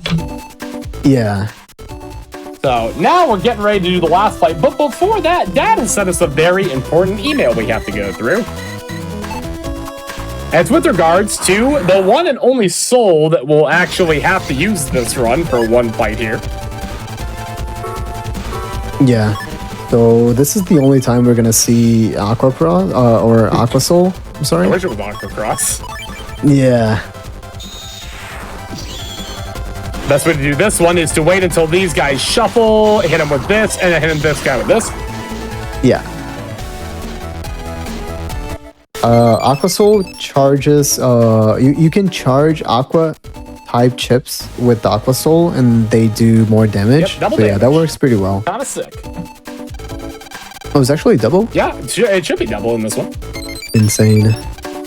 So usually because Yeah. the charge ones are that, and then there's like the ones with like plus 30 to neutral chips, which is gut souls nuts. True. Yeah. But now we get the last guy, Sparkman, aka the most obnoxious fight in Den Tourney. Yeah. This is the shortest scenario, but usually the longest fight. Exactly. For a couple of reasons. So this scenario is really short because we're gonna talk to this guy. I don't remember his name. I think Gary. it's like Kensuke. No, I'm sorry, Japanese name, I have no idea. Yeah. What is his English name? Gary. Terry. Okay. So we talked to Terry right there, and he kind of broke Lance PT. He fixed locked. yeah. He fixed it. See, look, now I get to uh, use this awesome folder we got. Yeah, so we have two folders. This one we can't even edit, and it's worse than the other one. It doesn't have our longsword, and right now we cannot equip this the good folder again. Yeah, we are kind of trapped, and that's right before our next fight with Sparkman. So we need to find a way to fix our folder, and we can do that with this with the help of this old guide right here. We just talk to him, and there. Yeah, technically we need to check our key items and try to solve a riddle and maybe go into the internet and like try to gather information to solve this, but we can just do it a quick speedrun attack right here. We can just talk to the guy, press 180000, and it says that so we don't need to we don't need to read Japanese. We can just look at the numbers. So we're done. Yeah, we're done. He says that 2 of the numbers that we input are correct, so we know which code to input. There are only 5 possible codes, and depending on the answer we get from the old guy, we know which code to put in. And that's what Meta just did. So yeah, that makes the scenario really fast. Now Meta is gonna make sure to not forget to change his folders. I would never forget to change the folder. For dramatic suspense. I've never done that in a run. No. Maybe literally never happened. Literally never happened. All right, here we go. Just go to the good folder again. Again, this scenario is just it because we know all of the possible codes that we can input there. So it makes the scenario really fast. Exactly. And we get to the fight. So this fight is really annoying. We really want life sword as soon as possible for this one. This guy has 600 HP. That's kind of a lot. And he just vanishes and appears again. And it's really hard to counter hit him. Like, to not say almost impossible to counter hit him. Like, every time you counter hit him is just pure luck.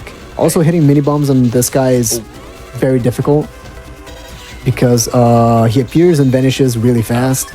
So we basically just rely on life sword for this one. We try to do 200 damage without life sword, so he gets down to 400, and then we can finish him off with life sword. That's basically how this fight goes. We just try to get in as much damage as we can, and just finish him with life sword. Yeah, he also does these electric balls attack. Yeah, this guy is pretty annoying. Can't do this. Meta is going for the invis here, so he doesn't take any damage for a while. And he's already below 400, so life sword would be great here. But long sword just doesn't exist. Where's my long sword? Oh! Yeah, after he gets to below half HP, below 300 HP, I think, he just does that one attack where he summons Mega Man's Dark Soul. Meta got random full synchro there. Him if we don't get long sword. Yeah. And of course. Yeah, now Meta can just kill him with these two swords because he has full synchro and is down to 240 HP. Okay. And just need to hit him again with the sword, and the fight is gonna be done. Hello? Bro! He doesn't want to come to the front, he's pretty smart. And that's it. And that would be time. That would be time for the then 20% run. So, this fight is definitely something. He moves pretty fast. He just vanishes and appears again. You really just want to draw life sword as soon as possible for this fight. You're really hoping that in the run that we're actually going to draw. And look, there's no consistent way to execute this fight, unfortunately. The consistent way is to just pray you draw life sword as soon as possible, because there's no really good way to get counter hits on this guy. There's no really good way to do a lot of damage to him without life sword, and our folder isn't even that good. So yeah. Now we are basically done explaining more or less most of the strats. So Meta can do like a full speed run to show how everything goes. Indeed, indeed. Let me think. Is there anything else you want to go back over beforehand? Yeah, do you want to go back to something, Meta? Yeah, what's up? And we can... No. I'm just asking if you want to go back. Or maybe chat, someone in chat missed something or wants to see a particular strat again. We can go back to something. If someone wants to see that. Sounds good to me. Well, chat, you got anything you want to check out real quick before we go into the full run? But yeah, basically this is BN4 then 20%. And if this was any percent, this would be the first like 30-35 minutes of the run. And it's almost a 2-hour run, so... I mean, I'm going to be honest, but the then Tourney section... And when you're doing the full any percent, it's probably like the most, I mean, as far as mechanically, like fight-wise, it's probably the most that you do in the thing. Because, I mean, once you get the dark chips, it's pretty much just luck draw. Proof of Longsword's existence, I don't know if I can promise that for you, Chief.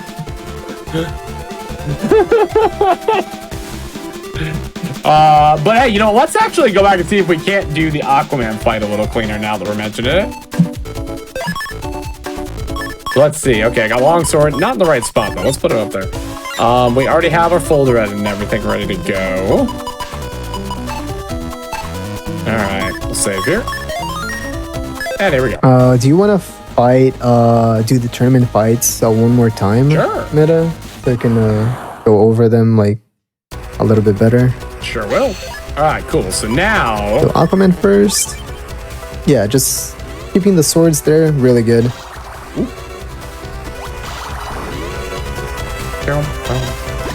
I'm RNG manipulating for longsword. Oh my god, dude.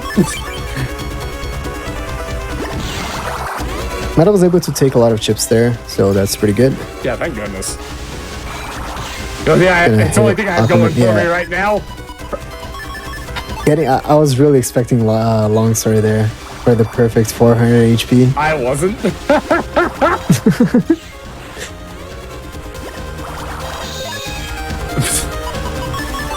Yeah, so I think we're not gonna get proof that longsword exists. Did I bottom that unfortunately. longsword? Where is it?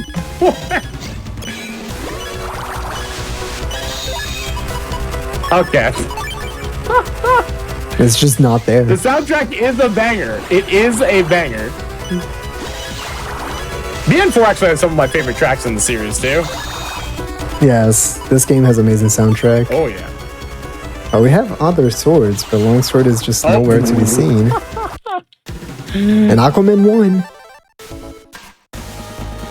I'm too tempted But by the yeah, longsword.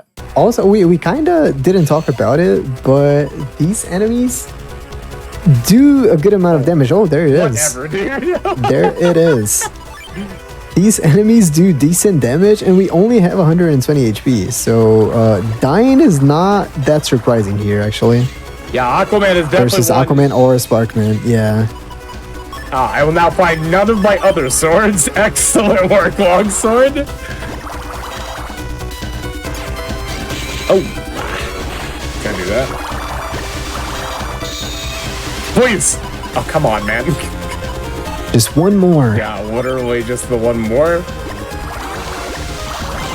Ooh. Nice counter hit, yeah. Gotta love the mini bomb counter hit. All right, let's set up.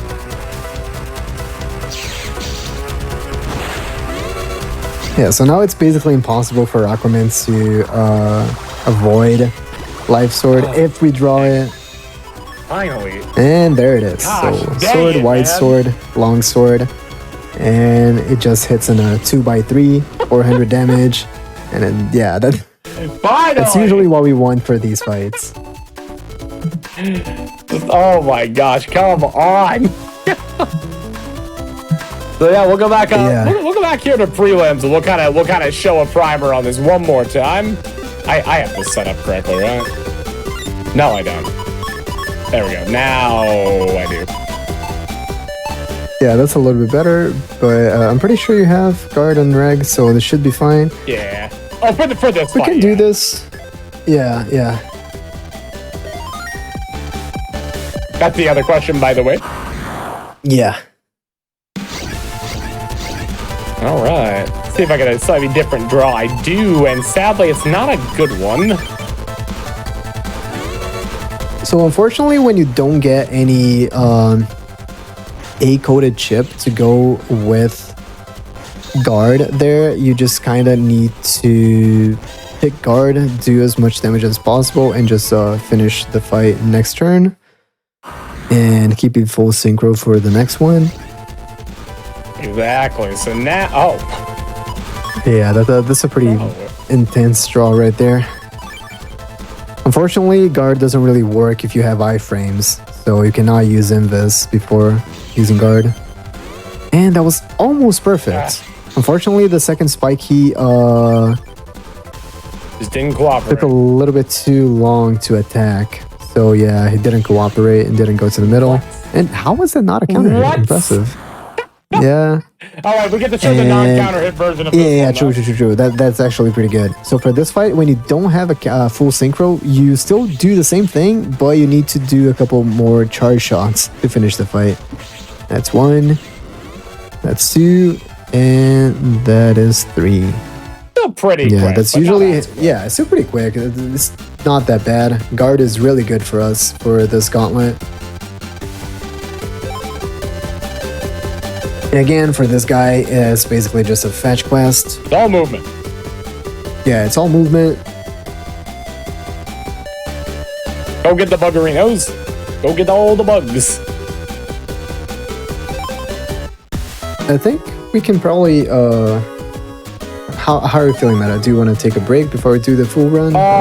Probably will. I'll just let's see. Let's do this. Let's go do Matar Village, and then yeah, we'll take a quick break, and then I think we're ready to do this. Sounds good. Yeah. All right.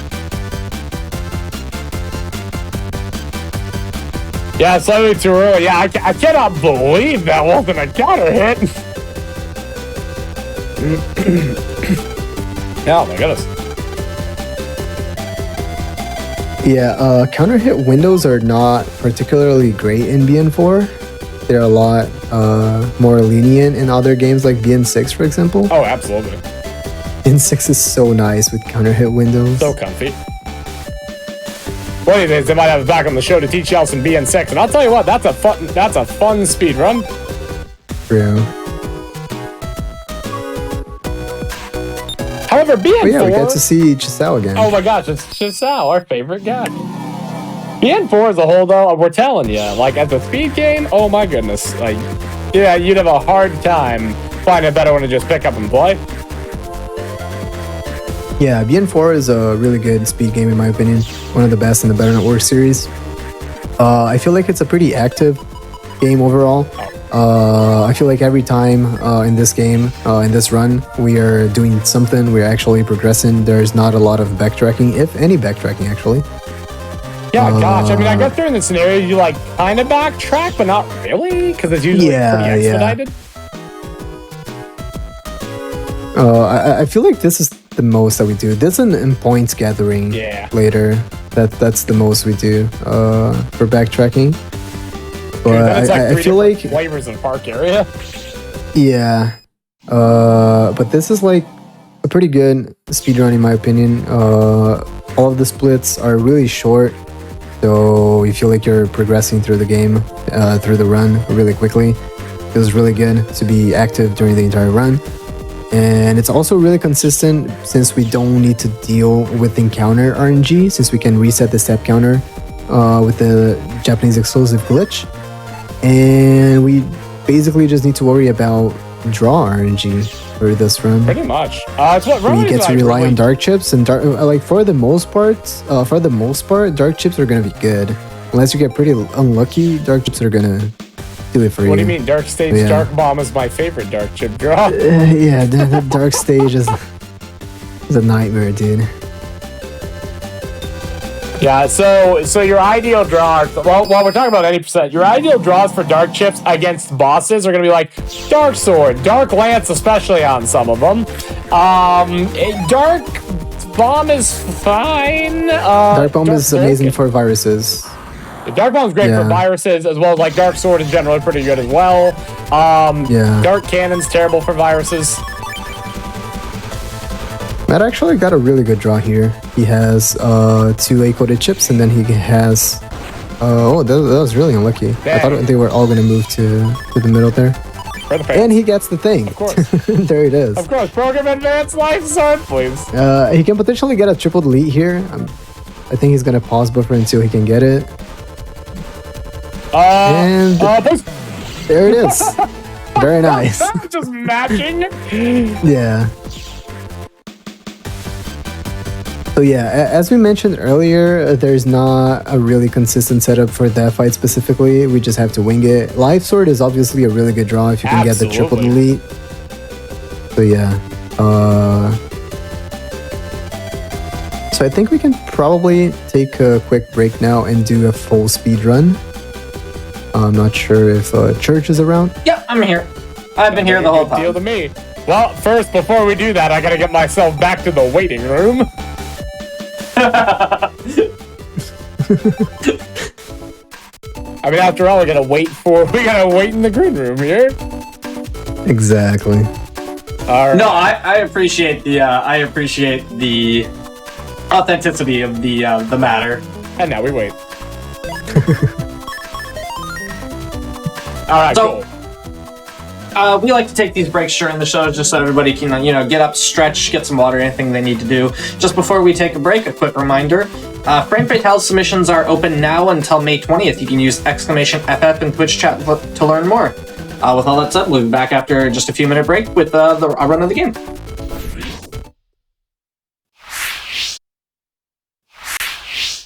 Hello, everybody, and welcome back to the Games Done Quick Hotfix. This is How to Train a Speedrunner, a show about learning speedruns and, having people come on and teach it. We just had a tutorial for Mega Man Battle Network 4, and now we're going to watch a run in action. I'll hand it right back over. All right. So, welcome back, everyone. And are you ready, Meta? I certainly am. So, like I said before, we're going to be doing set seed today since it's a 2 scenario. So, we'll be starting at the 15-second mark, which is why you might be wondering why it's starting at 15. That's the reason why. It's about how long it takes for us to normally press new game, skip through the cutscenes, get to the PET, save, etc. But from then on, we're just doing the whole 2 scenario. And like I said, that's generally how 2 scenarios are done because the 90% is 2 hours, 2 scenarios is about 30 minutes. And if you have to reset at over the halfway point of your run, that feels kind of bad if you have to keep doing it. But yes, we are ready to rock. We're going to press continue. We're going to go. Yeah, you want to give us a countdown? Right. Do you want me to do a countdown, Meta? I'd certainly love it. All right. So you can go in. You're going to go and go. Okay. So you can go in. 3, 2, 1, 0, go. You almost got me. I saw that. Shout out to Jameek. The classic Team BN countdown. But yeah, so right now, Meta is just starting the run. He gets out of this bedroom, talks to mom, and starts the tutorial. So we can go over the tutorial again real quick. This basically explains how combat works in the series. So yeah, he is able to pick up 2 cannons right there. Since they're the exact same chip, he is gonna kill both viruses like this. Since cannon does 40 damage, and that's exactly how much HP matchers have. And right now, he's gonna pick up the area grab and the wide sword, even though they're 2 different chips. They have the same code, so you can pick them up together. And he's gonna steal the area from the enemies, and he's gonna use the wide sword, and then he's just gonna buster down the last one in the back.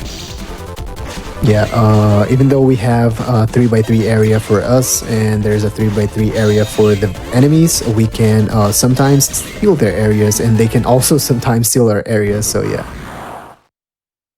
For the last one, we're gonna be introduced here to full synchro, to counter hits and full synchro. Full synchro gives double damage to our next attack, and whenever we hit an enemy with a chip, as it's gonna attack like that, while it's attacking, we get counter hit with we do a counter hit, which gives us full synchro, and that gives us double damage, and that's the optimal way to do that tutorial fight right there. So we talk to Dad, get 500 zennies, and jack into the internet, so we can buy an item for 500. So here, Meta is gonna want to take one fight real quick for guard 1A chip. Hopefully he gets a really quick fight with only 2 matchers here, and a really good draw. Hopefully no Billies, please, game. All right, and no encounter in the first area. No encounter in the first area. The first area is technically the best one for the purposes that we want. Oh god. Second one can have pretty bad fights like this one, for example. He's probably going to go for a counter hit on the Metro and try to hit 50-50? the spiky. Unfortunately, Meta lost the 50-50 there for the chip. It was either from the spiky's drop pool or from the Metro drop pool, which was the one we wanted. So he's going to have to take another encounter. Right. He takes this path here, taking the copy damage first, so he can get an encounter, and that's a perfect encounter. He can just kill both Metros really quick and get a solid 9 rank for the guaranteed guard 1A. So he just grabs the copy damage and talks to the guy right there for the Recov patch. He thinks 500 zennies is expensive, which is just so odd. Yeah.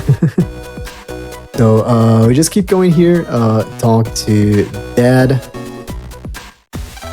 and continue through the run. We need to talk to everyone in ACDC town now. There are 5 NPCs here. So many text boxes. This guy is the worst guy in the whole town. Yeah, that's 17 text boxes. This one is only 10. Only. Yeah, thank goodness. And this lady at least is only 3 if you press no. Yeah. And Dex is only 8. Pretty chill. Exactly. Thank you, Dex. Very based. That's one thing I really like to do when I speedrun any Better Network game. I like to count text boxes so I don't I'm able to mash optimally, and also that helps me avoid double talking to any NPC. So yeah, that's why I know every text box in the game basically. But here Meta is gonna talk to our friends Yai and Mail, and then Mega Man has to talk to his friends as well to glide and roll. That's why we jack in there, and then we talk to Yai and Mail again, and cutscene. I wholeheartedly agree. It's one of the best internet themes in the whole series. Yes.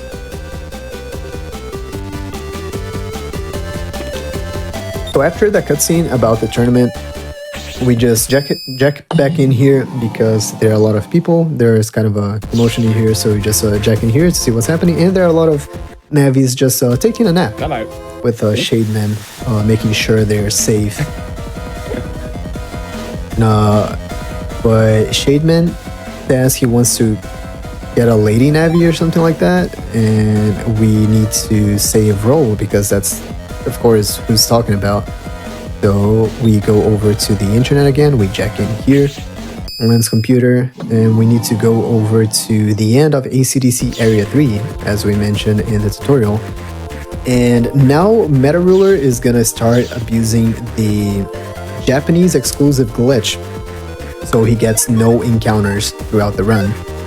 Every time we open a submenu, as we mentioned in the tutorial earlier, we do a map reset, and that resets our step counter because it reloads the map. So that's really useful for the speedrun. It's really good to not have to deal with encounter RNG.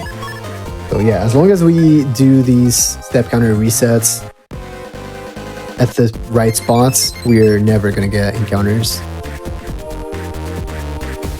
Exactly. It's all just a matter of knowing roughly where to press that stuff. Oop. Normally we'd be taking green mystery data in the 80% here, but as I said before, in Komari Dip, we will not be for this particular run.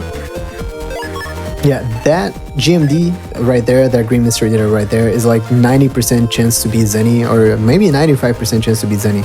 So if this was 80%, we would definitely be grabbing that one. Oh yeah. I didn't get bro mystery data though, the one that's in that curve.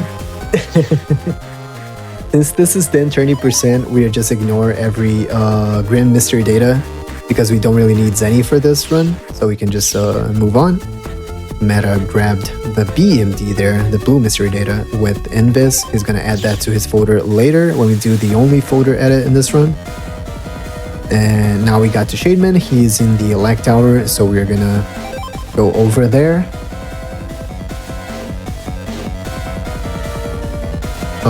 We are gonna try to go to Elect Tower the normal way, but a scientist is gonna tell us that we cannot go there. How can he do this to me? I've got people to save, dang it. But luckily there is a door that someone left open here, so we can go through these construction site right here and get to the top of the Elect Tower, but there are loud noises there. It's too loud! So, yeah, Lucky's playing BN5 there, so we have to go over to the electronic store and get an earphone. But for that, we need to do a fight real quick with the normal Navi. Just a quick recap from the tutorial. The normal Navi moves 4 times and then tries to attack you with a cannon attack if you're in the same row as him. And then he cuts down his cycle by half. It goes to a 2 movement cycle. And try to do the same thing. He's gonna attack after 2 movements. See, that was 4, and now after 2 he's gonna attack again. Very nice counter hit by Meta Ruler. And he's gonna hope for him to come to the front so he can finish the fight real quick. And very nice. Nicely done, Meta. I love to see it. This is not a cutscene, by the way. You can't skip this portion.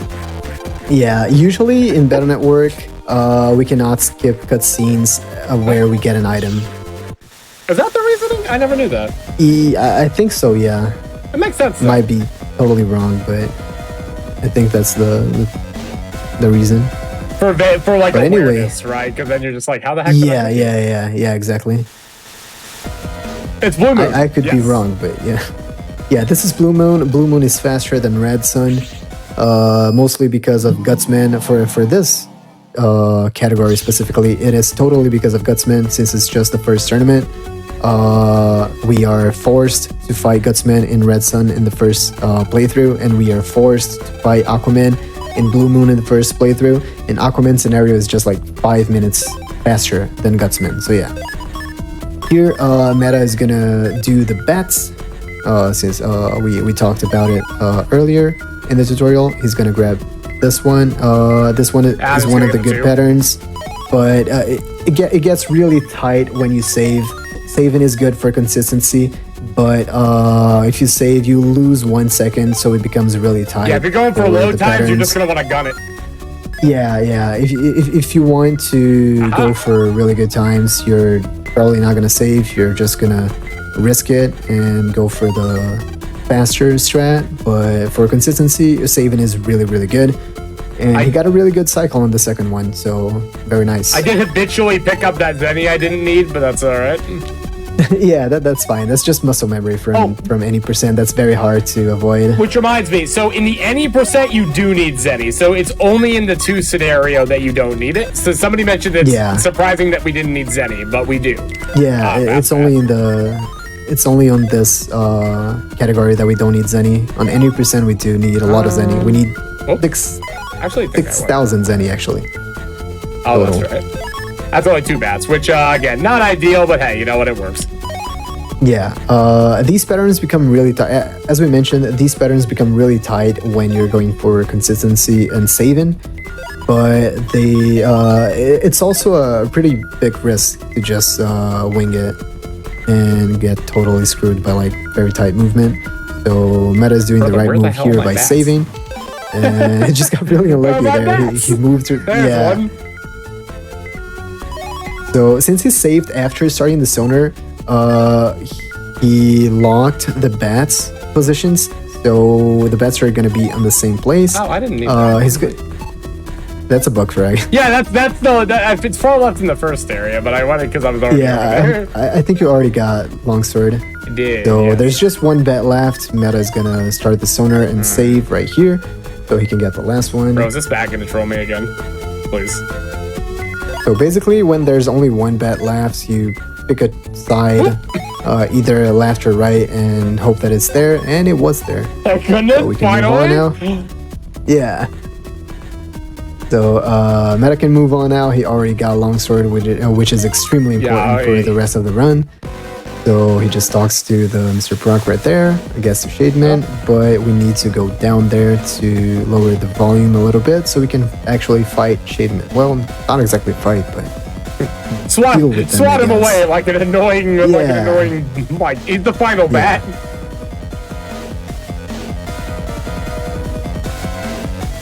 So we need to hit Shademan 5 times. We don't actually deal damage to him, so Mega Man's E-shots are fine for this. And 2 and 3. Don't even need to charge the Buster. Wait, what? I don't think I've seen him do that pattern before. Yeah, Shademan's movement is weird. When you hit him, he's usually not gonna... He's never gonna appear again on your roll, so you need to try to take the 50-50 for which one he's gonna appear next. More or less. Yeah. So now we're done with this first part right here. This first split, I guess. And then Meta's gonna go to bed, sleep. And now we need to do the prelims for the tournament that we are gonna do, which is the name of this category, then Tourney. So yeah, we need to go to Electown and talk to a guy in suit so we can start the prelims. Indeed. After all, you're gonna do something special, right, for the prelims? I am. Yes, there's one portion we kind of just glossed over. in this particular portion because this guy sends me into the internet real quick. And you might have been wondering, I mean, we were talking about the folder and we talked about checking the email, but why was I there in the first place? Well, we're going to show that to you right now. Yeah. So here we got Jomon's P code. We can jack into the televisions right here. This is Jomon Electronic. It's a electronic store. We go in here, go through their area and get to elect area 2 or town area 2. I'm sorry. It's kind of weird. I don't know why it's not like it would be electric. Yeah, right? yeah. It's just town area. It's kind of weird. Right here, Meta's gonna do the first and only folder edit of this run of this category. It's gonna start by reverse attack, remove all of the recov that we want, that we don't want, and then he's gonna sort by reverse and B and have all of the swords, long swords, and wide swords at the top. So we can draw them more oftenly. Reminder from the tutorial, the shuffler algorithm is pretty weird in Battle Network, so the top 5 chips in your folder have a higher chance of being drawn. So yeah. And here he's gonna use the step counter reset to also read an email. That GMD right there is like 90% chance to be Zenny as well. And here we need to register a name, and of course we're gonna go for GDQ right here. So yeah. For the fans? For the fans, exactly. We usually just go with the AAA because that's faster. Wait. I'll gladly take my time, Ross. Yeah. So here we get to the prelims. Save, of course. This lady, we just need to answer the question. Meta knows Japanese, of course, but not really. It's just always the second option there, since we mentioned in the tutorial. And now And Meta actually got a really good draw there. So here he's just gonna take the Metra in the back down to 30 HP and get a triple delete here. And he's gonna get random full synchro, as we mentioned earlier. This is because he brought his emotion value, which is a hidden number in battles for Battle Network 4. He brought that up to 255 by hitting enemies multiple times without getting hit, and that gives him a random, quote-unquote, random full synchro. Unfortunately, he didn't get a counter hit in the second fight, so now he has to do this fight without full synchro, but he gets a pretty good draw here, which is copy damage. That means he only has to do 2 charge shots instead of 3, I'm sorry. Yeah, that speeds up the fight a little bit. Overall, really nice fights by Meta right there. Oh, not this guy. Actually, you know what? No, we can do this guy. Yeah, okay, we can actually do this. Like, the order doesn't really matter for these prelims. I just didn't want to go through his text boxes again. He's the guy with the most. This is not the right place to jack in, though. I screwed up. That's fine, Meta. But yeah, usually we do these in the order from right to left, but the order doesn't really matter. You can do those in whatever order you want. Absolutely. So for this one, Meta is gonna have to go back to ACDC Town. He wants to say hi to Giselle and just jack into Dax's computer because he needs to talk to Hyper Navi that's in ACDC area, and the guy is gonna be right there as soon as he exits Dax's area, and then he's gonna have to go back to Elect Town to check into town area to talk to another NPC, and that's actually faster to check out here and go over to Elect Town and check in there than to go over there through the internet. It's slightly faster, and we also need to be in Elect Town for the next thing anyway, so like, yeah. Exactly. Go ahead and go on down. We're gonna go find the liar Navi here. Yeah. So this Navi is gonna be hiding, hiding a little bit behind, below the bridge. I guess we can call it bridge. I don't know. Yeah, he's just hiding a little bit. I remember having a lot of trouble finding this guy casually when I first played the game. Yeah. There he is. But yeah, you can see a little bit of him right there. Just a bit. But Meta is going to talk to him and is going to say that Meters definitely don't like high places and electronic or something like that. Exactly. But we know he's a big old liar, so we're going to immediately go to the highest place we can think of and jack into the big TV. Exactly. Here we are gonna find a heel Navi, a bad guy, trying to bully some meteors. So of course we're gonna save the viruses because We're going to save ourselves. I guess that's what we do now in the series. Exactly. Why am I saving the viruses? I mean, you know, they're not actually hurting anybody, though. There was a bunch of melodies. I'd say kill them all. Melody Village gone. Wiped out the map. Meteors are cute, right? They're chill. They're chill. See if I can get some full sync action here. That was a pretty bad draw, unfortunately, for Meta, so he's just gonna okay. Oh, take a couple no! of chips and try to get a full synchro. Bomb. All right. Yeah, but maybe you can show another thing about the random full synchro thing. Yeah, so Meta got full synchro there because he had full synchro, he got hit. So when he hits an enemy again after losing full synchro, because he got hit, he gets full synchro again. That's because of the hidden emotion value that we talked about earlier. That was a really good fight on the second turn there for Meta. Absolutely. Unfortunately, not a good draw on the first one. Yeah, that's a shame. But yeah, that's that quest dealt with. So we just talked to this guy now. And this is basically just a fetch quest. We need to go over to ACDC Town. We don't even need to jack into the internet. Just need to grab 2 gold bugs in the overworld. Alright. What? Yeah, the first one right there. And the second one is in Yai's house. There. Bum. Take the gold bugs back to this guy. Yeah, now Meta's gonna take the gold bugs back to the scientist guy, and he's gonna be done with all of the prelims for the tournament, and he can go over to the actual tournament right now.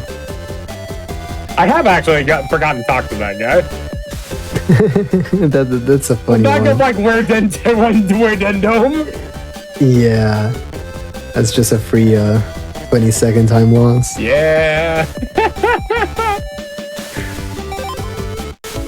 Oh yeah, we gain access to a new place, and then Dome, where this is where the first tournament takes place, and we need to go in here to the backstage to the green room.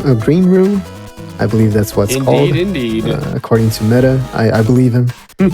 And that's what the boards look like when you got the right frame for the RNG manipulation for the tournament. And so our first opponent is a normal Navi called Ponta, and before we actually fight Ponta, though, we need to talk to this girl. I think we forgot to mention this during the tutorial, but this girl is actually dead. She's actually a ghost. And that's kind of why we have to fight ghost Navis in the internet. Because the ghosts want to come first. Yeah. So before we actually fight Ponta, we need to talk to her dad. And we need to go into the internet and fight some ghost Navis. There are 4 total ghost Navis that the Meta is going to fight. Ideally, he's going to want to keep full synchro between fights to make them faster. And there's an optional 3,000 zennies the Meta can get. He's not going to do it because this is then 20%, but you could, because it's not really necessary. But for any percent, we would also talk to an extra ghost for 3,000 zennies. The rich ghost. First one is right here behind this net dealer. It's funny how the net dealer actually looks back when you're fighting the guy. It's actually pretty funny. Yeah. So Meta gets the counter hit there. Very nice. Probably gonna get the counter hit again here. Unfortunate, but he's gonna get the counter hit here. Yeah. Just goes to the back and very nice. Yeah, technically a counter hit was not even necessary for the second one since you already had enough damage for the last one. Shopkeeper saw So he's gonna skip the 3,000 Zenny guy. Just gonna go over to the next area where he can buy another Ghost Navi. He has full synchro, so that's a little bit better for this fight. I could make it. No, that you definitely take a lot of checks there. But you can just run. That's 100% with 120 HP. Other reason to take. Unfortunately, we do need 2 step counter resets to reach this guy. Alright, Let's see. Oh, wait, it's the not strat. that bad of a draw. I wonder if Meta is going to do the strat that I mentioned. Very nice. Getting the guaranteed counter hit there. I do actually want to wait this guy out though for the extra full sync. That is fair, yeah. Meta could have finished the fight there, but he wanted to keep full synchro for the next one, so he just waits, gets a counter hit, and gets a full synchro for the next one. Alright. And here, Meta just took a 6% encounter check. That's one of the times. 6%. Yeah, that's one of the times where we just risk the encounter check, since it's only a 6% encounter check, instead of resetting the step counter. So we basically try to save 3-4 seconds, and yeah, with the risk of losing 8 seconds, 6% of the time. I don't believe in 6%.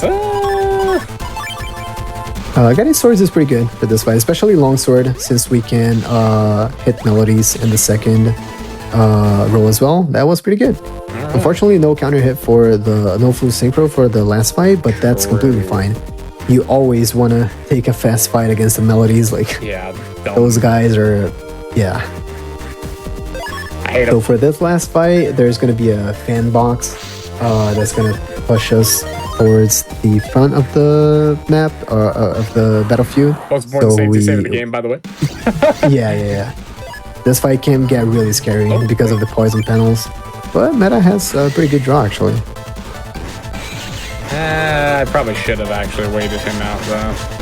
I just need to. You can just bait the Metro to the bottom, and yeah. Wow, this is. That is done with. Man.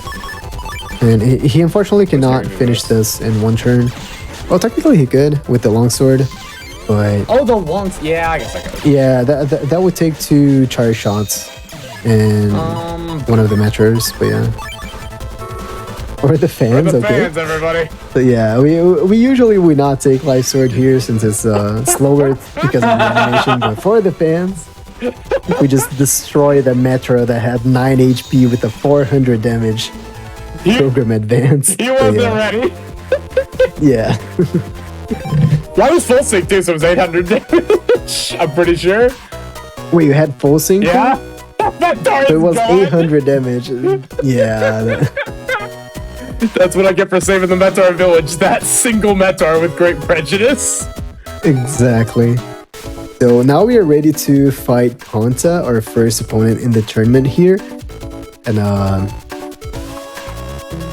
that's another normal Navi, just like the earphone guy. This normally for the safety save, but I'm doing it because it's an event. Yeah.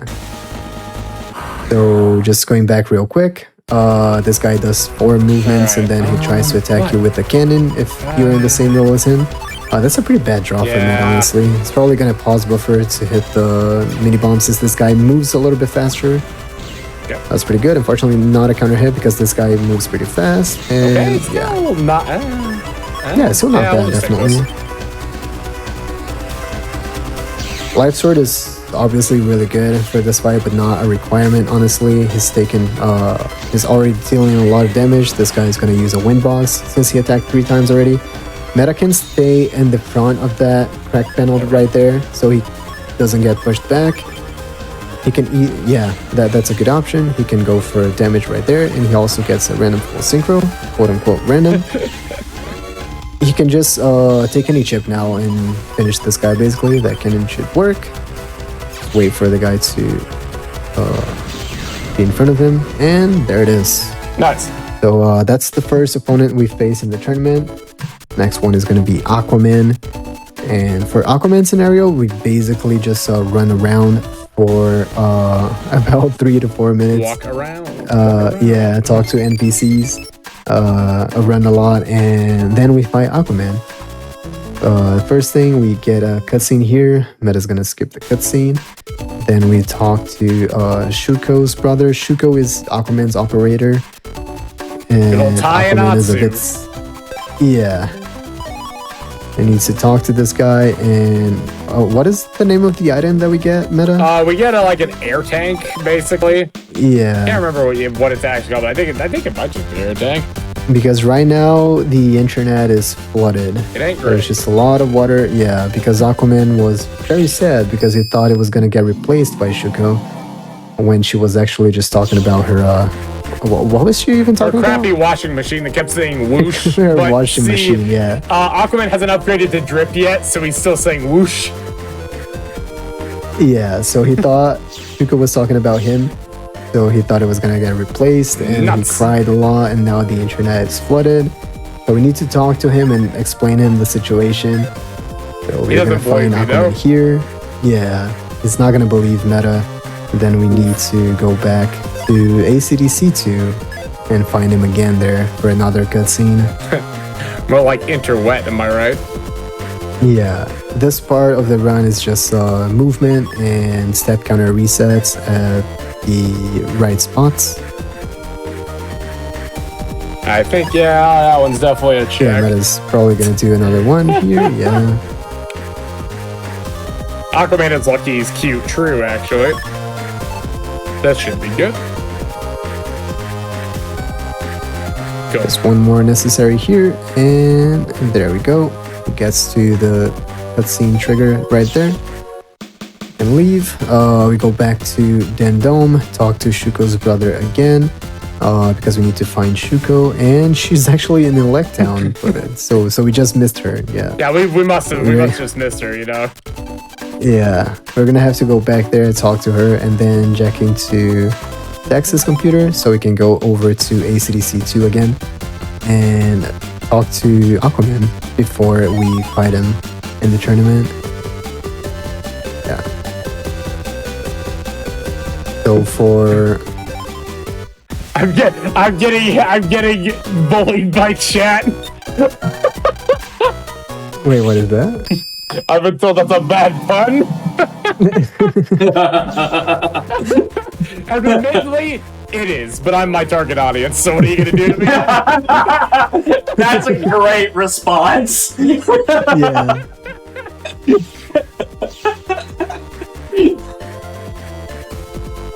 Through the door here.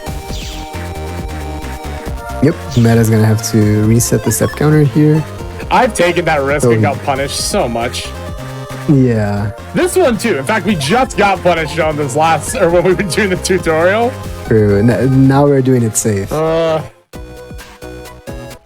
yeah, now we're ready to fight Aquaman. Yep. We really want to see Life Sword here. Longsword was a no-show during the tutorial, so hopefully it shows up now. Longsword, please, I'm begging you, my man. We, of course, will safety save here. We died during the tutorial for this. Yeah. Aquaman can be tricky. I still safety save on him, I'm pretty sure. Of course, hi, Longsword. That's not a bad draw, honestly. You can take 3 chips right there. Oh, my goodness. There's a chance for counter hitting. Okay. Yes, that's amazing, Meta. Very nice. Okay. And if he gets Life Sword now, that's really close. Yeah, almost. We're almost there. Just need a White Sword now. Exactly. Can use Invis for the safety. All right, cool. Is below 400 already, so just Life Sword would be enough. And that's pretty close. Oh, I should have taken guard, though. Ooh. Now in the next turn, now that I'm not sure anymore. If Meta hit that, I was gonna say that he was probably just gonna take the swords, but that doesn't even matter because he drew, he just drew Life Swords. So of course he's taking the swords in that specific order. Yes. The good old pause buffer to guarantee, and that is Aquaman down. So there's only one opponent left in this category here. We're almost done with the run since this scenario is really quick. But before, we need to do the Aqua Soul tutorial. Again, we just go over some text boxes real quick. We sacrifice that chip right there, and we pick up the other 2 bubbler chips. We are going to charge them, wait for these 2 meteors are targetable, and there we go. Yeah, the funny shuffle, the funny shuffle dance of the Metars after every attack. All right, so now last one here, which is just it's labeled in my notes as less good number doors. These are made by Smog. Shout outs to Smog. Shout outs to Smog BN. But yeah, here we need to go over to Electown, and we need to talk to the lady first, and then we talk to the old guy, and there are 5 possible numbers or number combinations for us to input there, and we are gonna just input a very specific number combination, just 180000 Indeed. to begin with, and then depending on this guy's answer, and that's 2 correct again. That's basically the best possible outcome. Now Meta knows what code he needs to input there, I'm so good. and there we have it. Yeah. Now we can already go and fight Sparkman. Meta just needs to remember to do the thing and get back to his usual folder instead of the bad folder that we have right now. So yeah, for this fight coming up, there isn't really much to it. The guy just has a lot of HP, 600 HP. We won't save the We need to try to get him. Just kidding. You didn't think I was gonna do it, did you? I don't know, for the content. I believe you can do it, Meta. Oh, I could do yeah, it. It'd take forever. Ooh, finally. That is actually a really good draw. That's already 2 components of the life sword. So Meta's just gonna try to hit this guy and bring him down to below 400 HP, so he can finish him off with life sword. Ooh, actually, no. That's not a bad chip combination too. We're just going over the folder really quickly. His HP is also going down really quickly. So yeah, this guy just vanishes and appears really fast. So yeah, it's pretty annoying to fight him. I think Meta could probably just take all the swords there, because he's probably gonna get a random full synchro at some point here. Yeah, that's gonna mess up emotion value a little bit. But that's fine, because we're gonna get it. And we're gonna get it. So time is coming up real soon. As soon as Meta deletes this guy with life sword, when enemy deleted appears on the screen, that's gonna be time. Baby. And time, yeah. Very nice. GG. GG's, Meta. That was amazing. Thank you. Yeah, that actually was not an awful time either. I was 35, like 50 probably? That's not awful. If I was in practice, that almost probably could have been sub 30. 35, 47. So, very good. Really nice. Dang. Also, nice estimate. If those that don't know, by the way, the old man that helps us with the numbers is Terry's grandfather, who basically disowns him from his family as soon as he sees this fight. And here's the buddy, he's like, I can't believe you would ever do that to your opponent, you fool!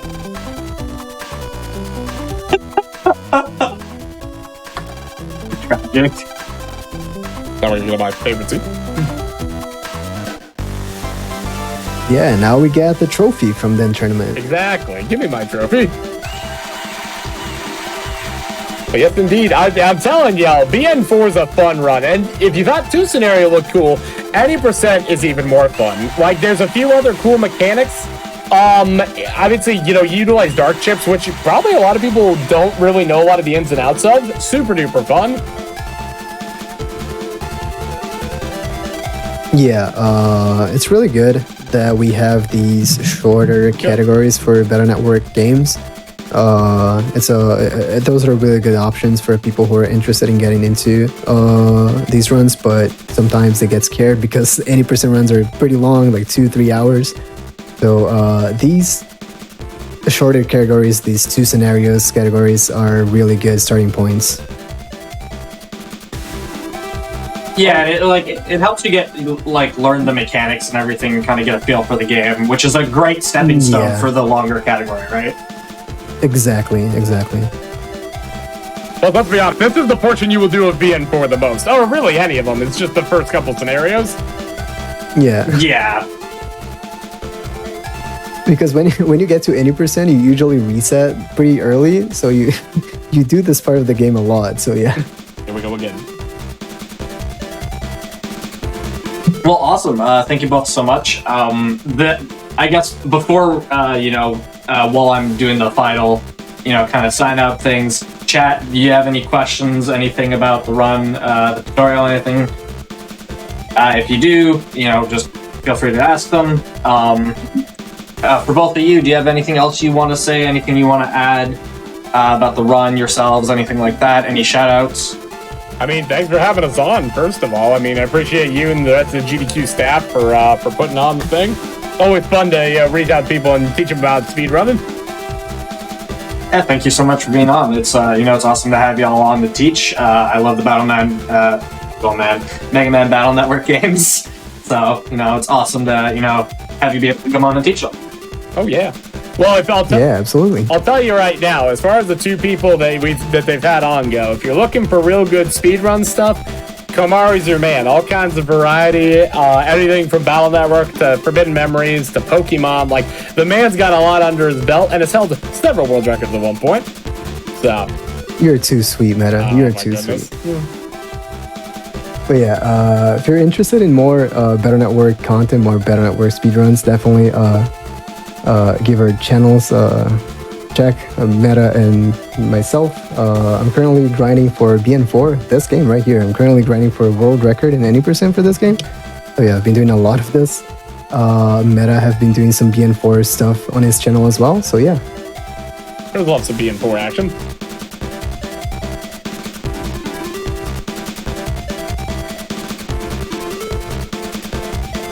Not seen any game-specific questions. Oh, that's right. Technically, by the way, I am the world record holder in this category. Come bot me, please. True. Very, very true. Go check speedrun.com. I am the two-scenario world record holder on Blue Moon. I'm just saying. I can't wait for the day someone knocks me down, please. I'm begging you. Why am I still there? Somebody take me out, please. Oh, God. Make me retire. I don't want to be at the top. I hope you guys were able to learn a little bit about BN4 runs right here. If you're interested in more resources for learning Battle Network games, definitely check out Team BN. They have great resources. A lot of people willing to help you if you're interested in learning any of these games.